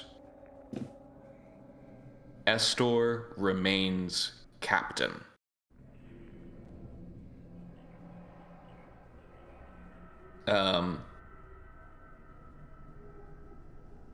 Moving to Mitros swiftly, he seeks something there. What? How do we stop him? That's 25. Nice. I was counting. Vegas is a smart boy. Yeah.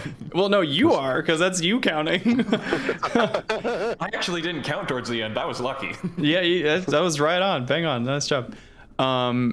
Okay. Again, the gods ignore the word count, so it's that's me being lazy. But Valis says, Magus, do you know what time it is?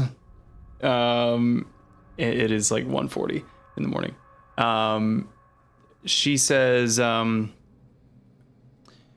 Estor alive is very bad. Alive in the sense that, you know. Mm-hmm. My only guess is King Acastus. His lineage. And then in response to like him remaining captain, she would say, remember the power of oaths. He likely controls the ship with an oath. Learn what you can.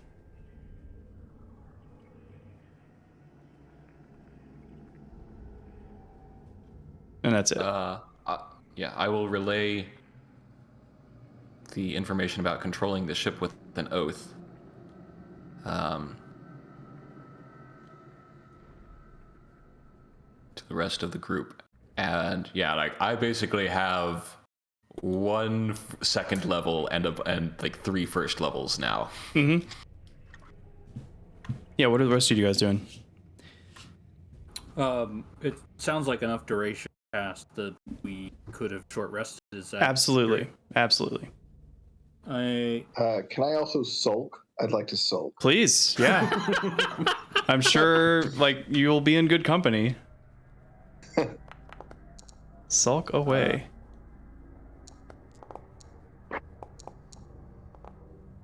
Terrible. Can you choose how many die to use? Yeah, you can roll them one at a time. Mm-hmm. Look at that. We all have dice to spend. Yep. And How do I know how many It should be HP updating. I'm It should be updating your hit point total as you. Is So it not? If you open up your character sheet, there's a tiny little button near the top. It's an S rest, and then you can click on that, yes. and then you can start rolling dice. Once you're satisfied with your health, you can just Got say it. finish short rest. Cool. you can also do auto roll, and it will roll as many times as it'll get you close to the top. Really? That's cool. Got it. Yeah.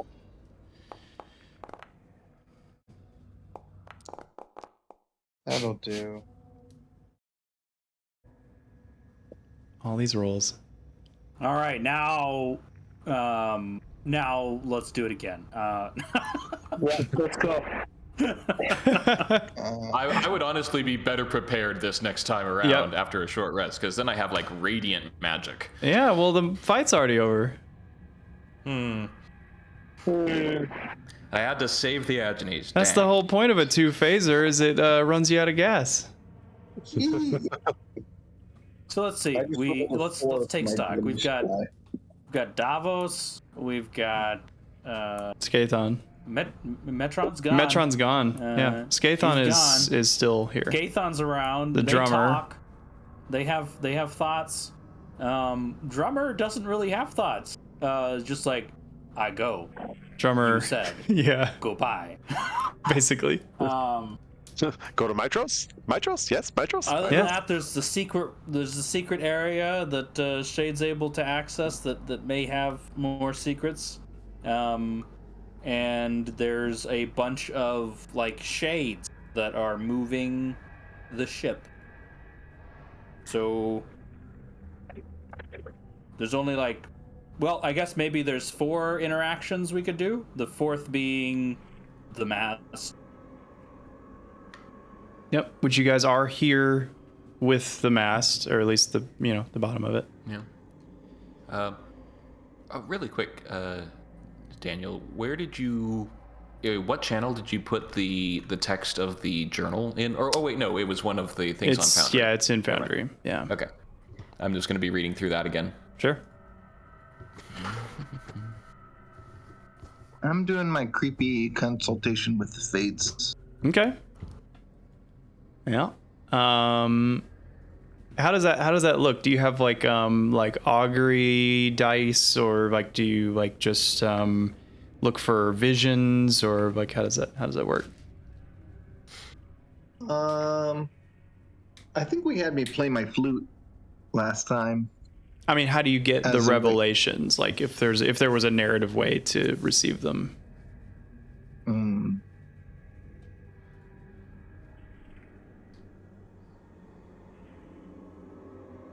If that A is sharp instead of flat, yeah, you can think about it. Okay. Yeah. What's Theo thinking about? You had a bit of a dip in the ocean. Is Theo afraid of open water? No, I grew up on an island, so it would be difficult if I was, but I'm not, fortunately. No, I was just thinking I might need to expand my game and include fish rather than just birds. You know? Hold on, birds. You really want Nearly drowned at sea, and you thought about food while I nearly dislocated my arm, bringing you back to the ship.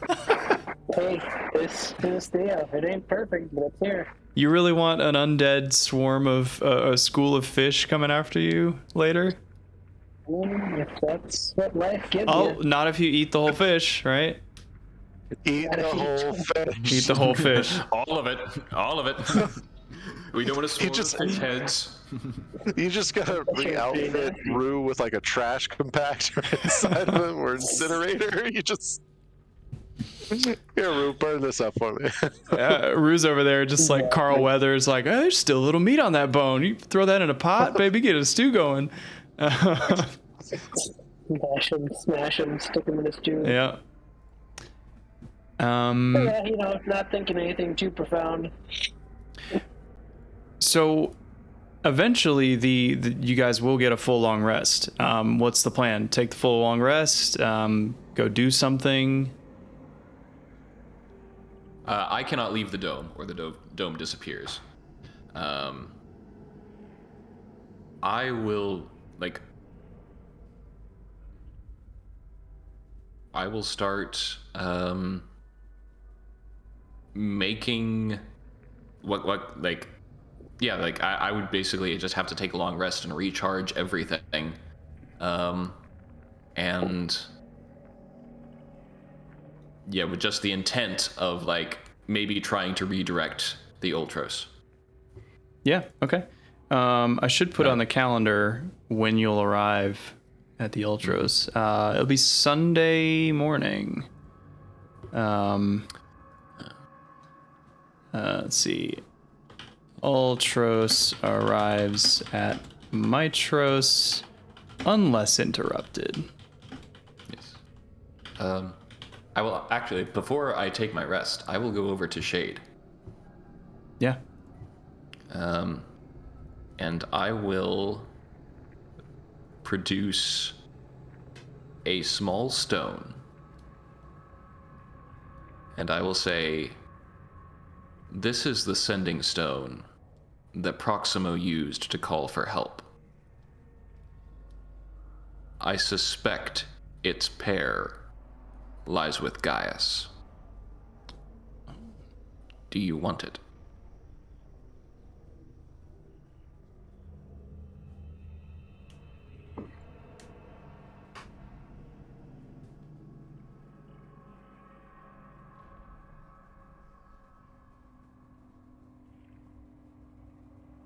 Truthfully, yes, I do. But I don't know how I would use it. And I don't know that I would use it responsibly.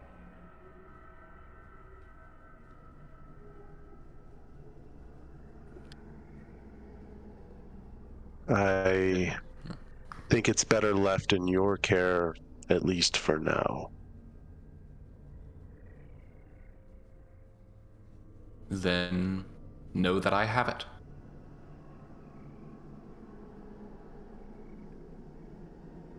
Thank you.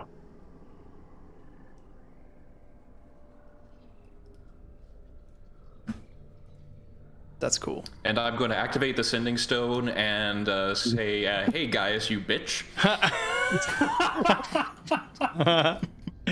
No, I don't. But only directly in Shade's.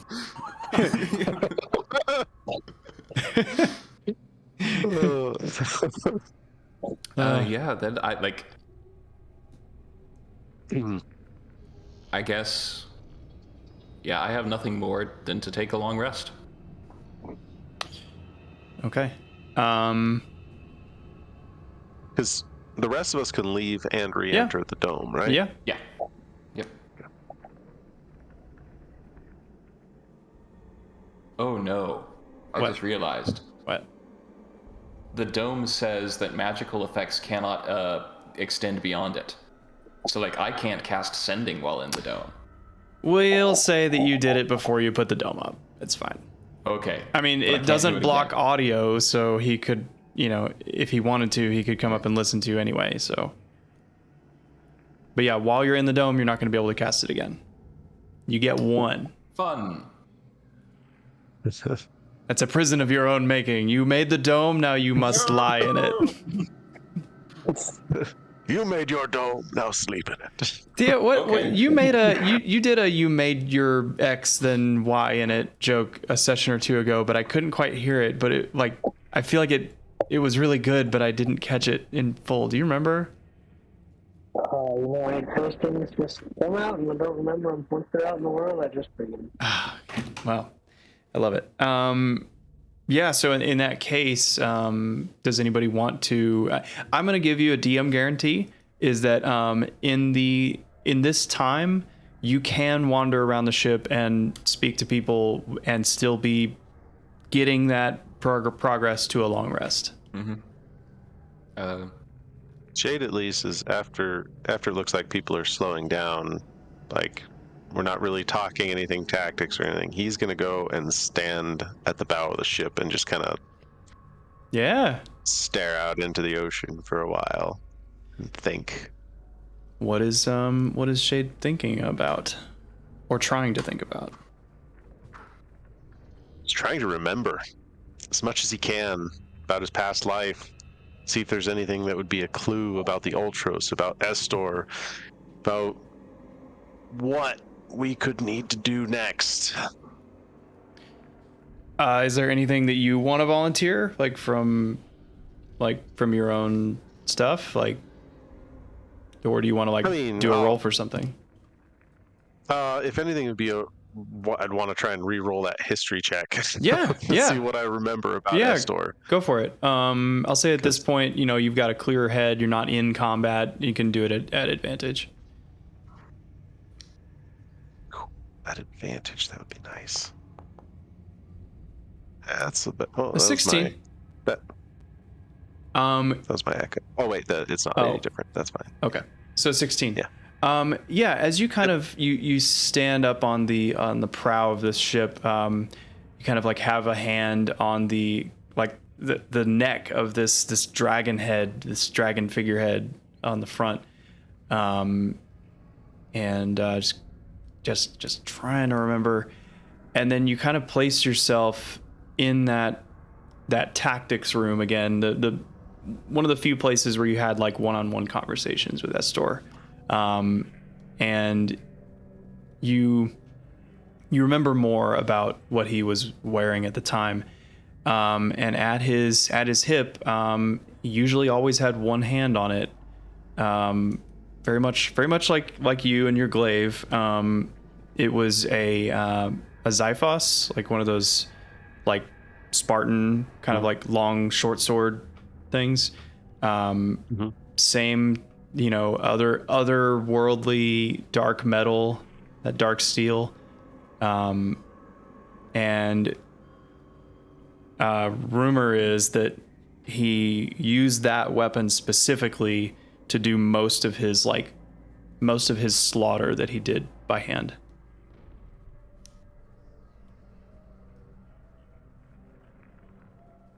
Would make a lot more sense if he was slitting the throats of his crew. Why did I not see it? Oh.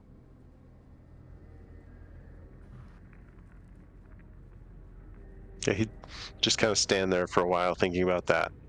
Okay. Well, everybody else is doing whatever they do. Valvin, Diogenes.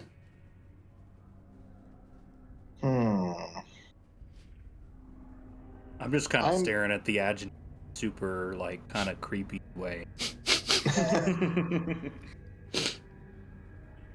I'm gonna see if any of the other things want to be put to rest. Yeah, Davos is like up on the Helms area with Estor, so probably he might want it the most, but it's he's gonna be under the eye of Estor. Although you don't know if Estor could even do anything about it. It's up to you. I'm gonna ask. Okay, yeah. So you walk up. Estor kind of raises a hand. He's got a very like relaxed, you know, the Jarl Balgruuf character in Skyrim that you first he's like sitting like him, kind of leaning to one side. And he says, it's the music man. How's it going? You really tickled my brain back there. I won't bother asking if you want to be put to rest. Oh. I'm here for Davos. Smart man, smart man. Davos, did you hear that? He's offering to put you to rest. What do you say? You want to leave my delightful company? And Davos kind of looks between the two of you and just, no, Captain, no, of course not. He can't hurt you now. Oh, you don't know that.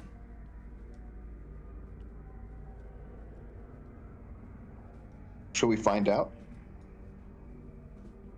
It's up to you. Music man, get to playing. Well, actually, it's up to Davos. Davos, would you rather stay here and conspire against me further, or would you rather, go meet your pathetic ancestors? And Davos is going to, very, very hesitantly turn to you and nod. Yes, please. Okay. I get started then. Okay. I'm all about giving rest to anybody who needs it. Yeah, for sure. What is so that takes how long? 10 minutes. Okay. Go ahead and roll a charisma saving throw, please.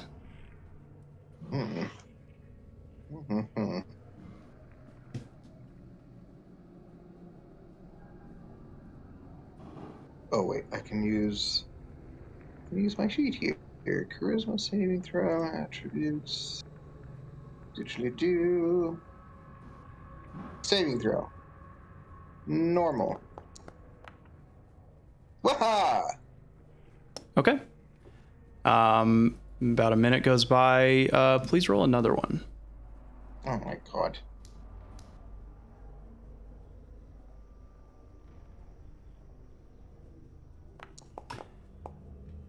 Ha-ha! Cool. Yeah. Estor's like, Finally. this is really terrible. This music of yours, it's awful. Davos, this really makes you want to die, doesn't it? What a jerk. Just rather part from this mortal frame than hear one more note. But yeah, Estor is he's gonna. Actually, the ritual only, if you remember, it only involves bells in the first few minutes. Oh, sure, okay. I don't play the flute for this one. Right. Okay. Yeah. Estor is he's gonna let you do this. Yeah. He says, "Well, Davos, it's been really a pleasure. My pleasure. Really sad that didn't get to see what sort of snuff these new boys were up to, and of course they'll never be as good a navigator as you were. But thank you for flying Ultros." And eventually Davos, like a cup pours, his essence pours out, and he fades away. All right, I turn to what's his face, Estor. and I say, "Whenever you're ready," and walk off. Whenever I'm what? Whenever you're ready. What are you referring to? Like as in, I'll do the same for you. Oh. You're ready. He says, never, ever. I'll be here long after you're all dead. I'd like to sing a song.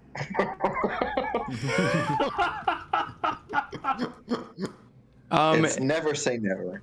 He says, while I have you, how well do you know your new friends?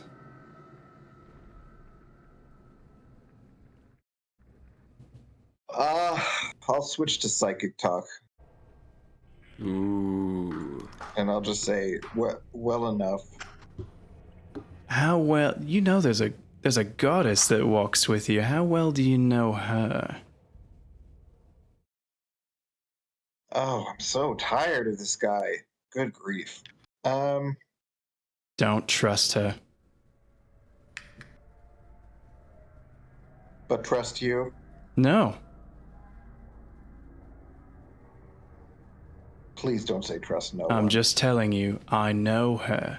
I've known her for a long time. She will lead you to ruin.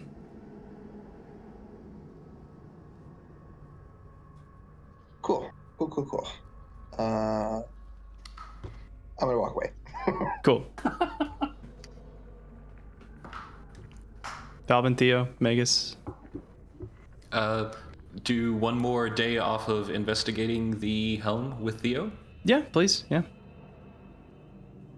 That's how Theo wishes to spend his evening. Oh, I would love to.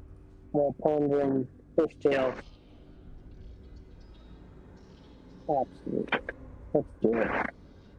Well, do all else once again, this arts and crafts. Valvin, come on. I know you won. I'm just gonna look at you when you say that and say, don't forget about that branch. Like I forget about that branch. I'll lean over to Magus and be like, what branch?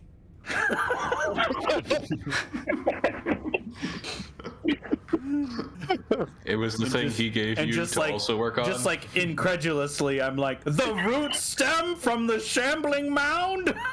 Hey, I said that really quietly as we were walking away. There's no way you would have heard it.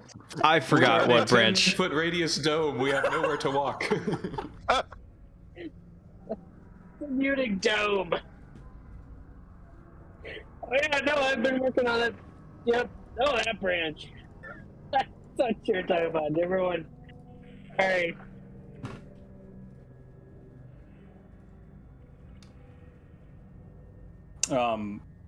Can you see out of the dome? Yes. It Okay. is transparent for us, and it is opaque for people on the outside. So Okay. Estor doesn't see that we are working on his helm. No, he cannot. All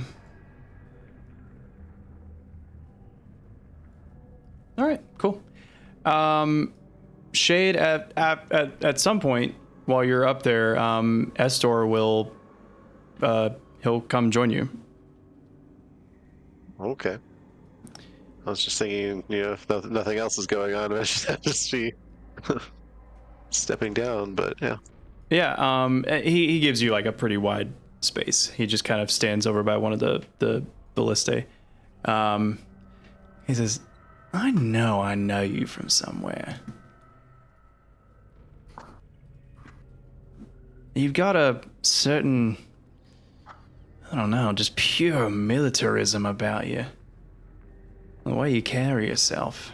Something, I don't know, you She don't... would like turn around to face him with holding the glaive. Mm-hmm. Huh. Even I miss an obvious clue here and there. Goddamn Lucas Pelagon. And what has happened to you?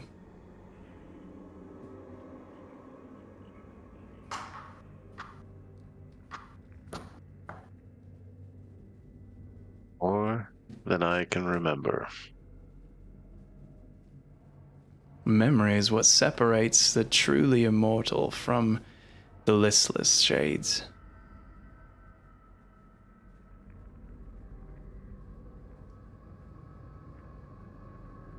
That may be.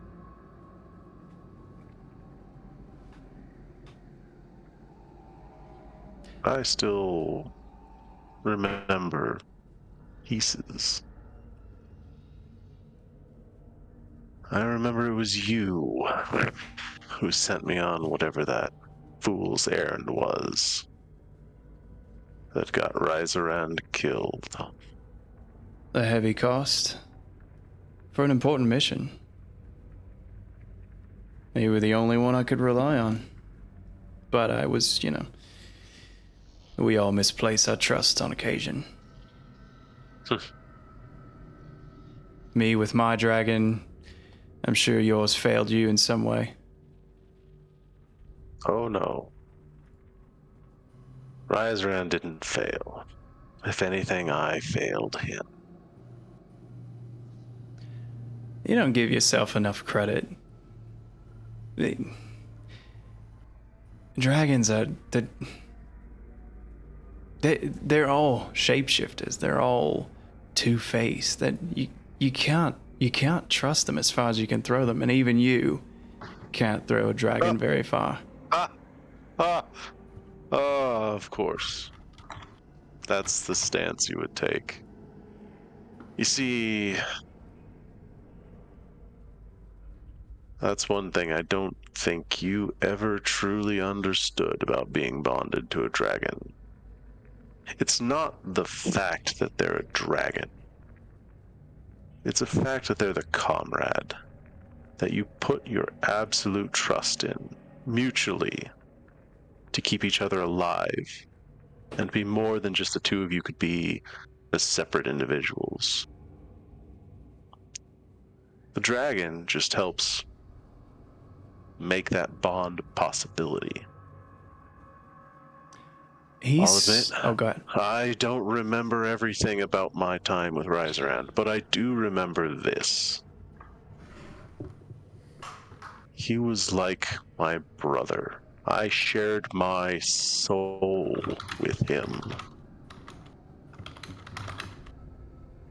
You sent us on a suicide mission that got him killed.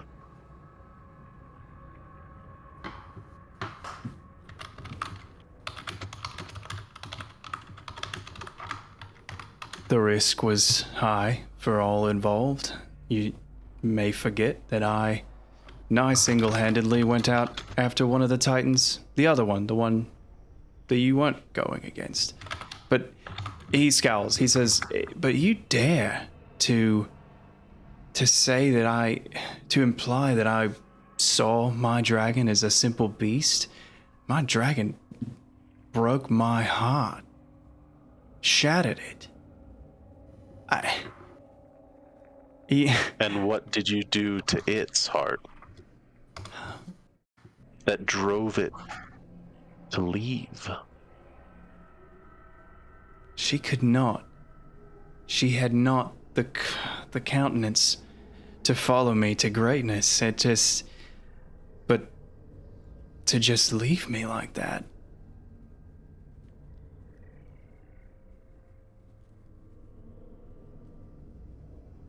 Jake would just shake his head.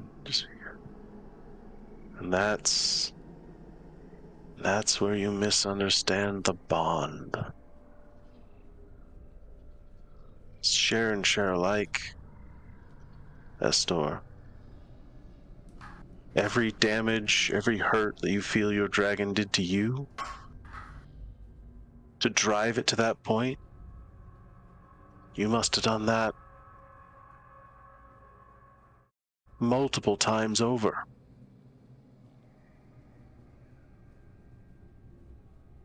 That's what you don't understand. And to think there were times when I looked up to you, I truly respected you, I wished to be like you. Like you said, we all misplace our trust at some point. Shaper just turned back to staring out at the ocean. The last thing he says is,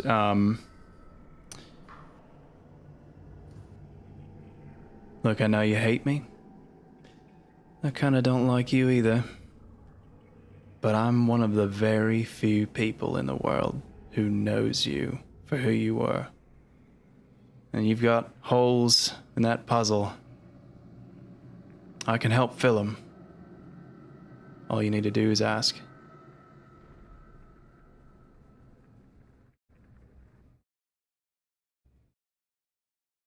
I'll think about it.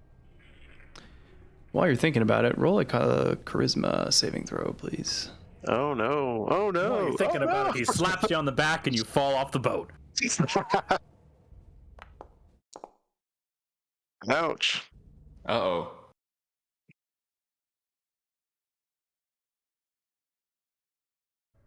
I'm gonna take your silence as that's what the roll is. Yeah, I'm gonna leave it. You turn away, and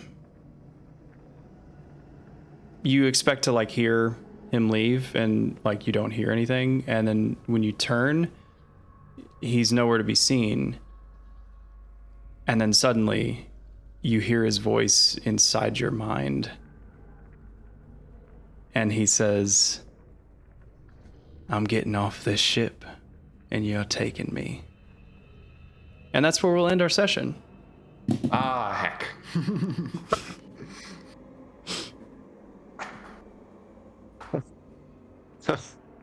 Neat. Yeah, so you got possessed, fool. Should have stayed in the tent. Damn dome! We're here doing That was a good dialogue, though. I really like that. Yeah. Cool.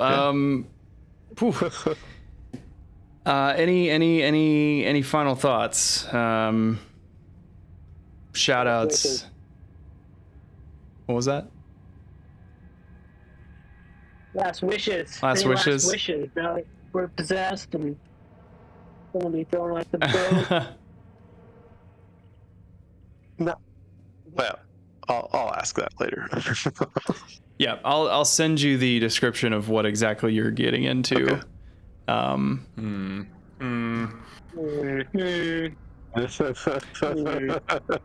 Yeah.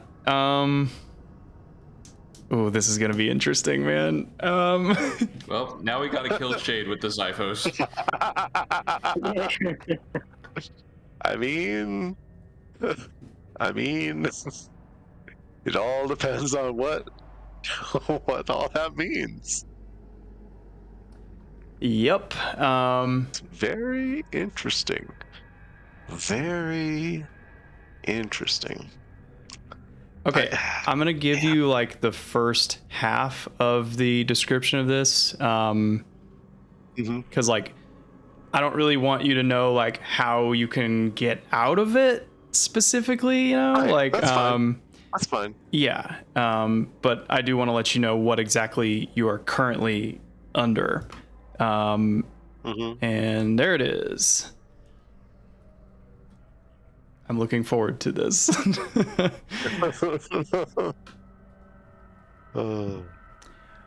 Cool. Yeah. I really liked the whole water rescue. I thought that was fun. That was pretty cool. Yeah, and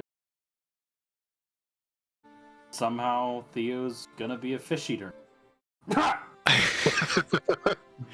He's Yes, done with I birds. am. Done with birds. Yeah. After being attacked by my own kill, it just made me feel inferior that I couldn't make him stay dead. Yeah, you know, there's other really bad things in the sea. I'm just thinking whales. You know, I would like to see what a zombie whale would be like. Okay, I can make that happen. Yeah, I think that would be a good one. How big do you want it? Pretty big? You know, just big white. Did you know that there are turtle dragons? Yeah. I know what I was wanting to find. That sounded pretty cool with the steam attack. What's up, dude? I'm Crush. Yeah.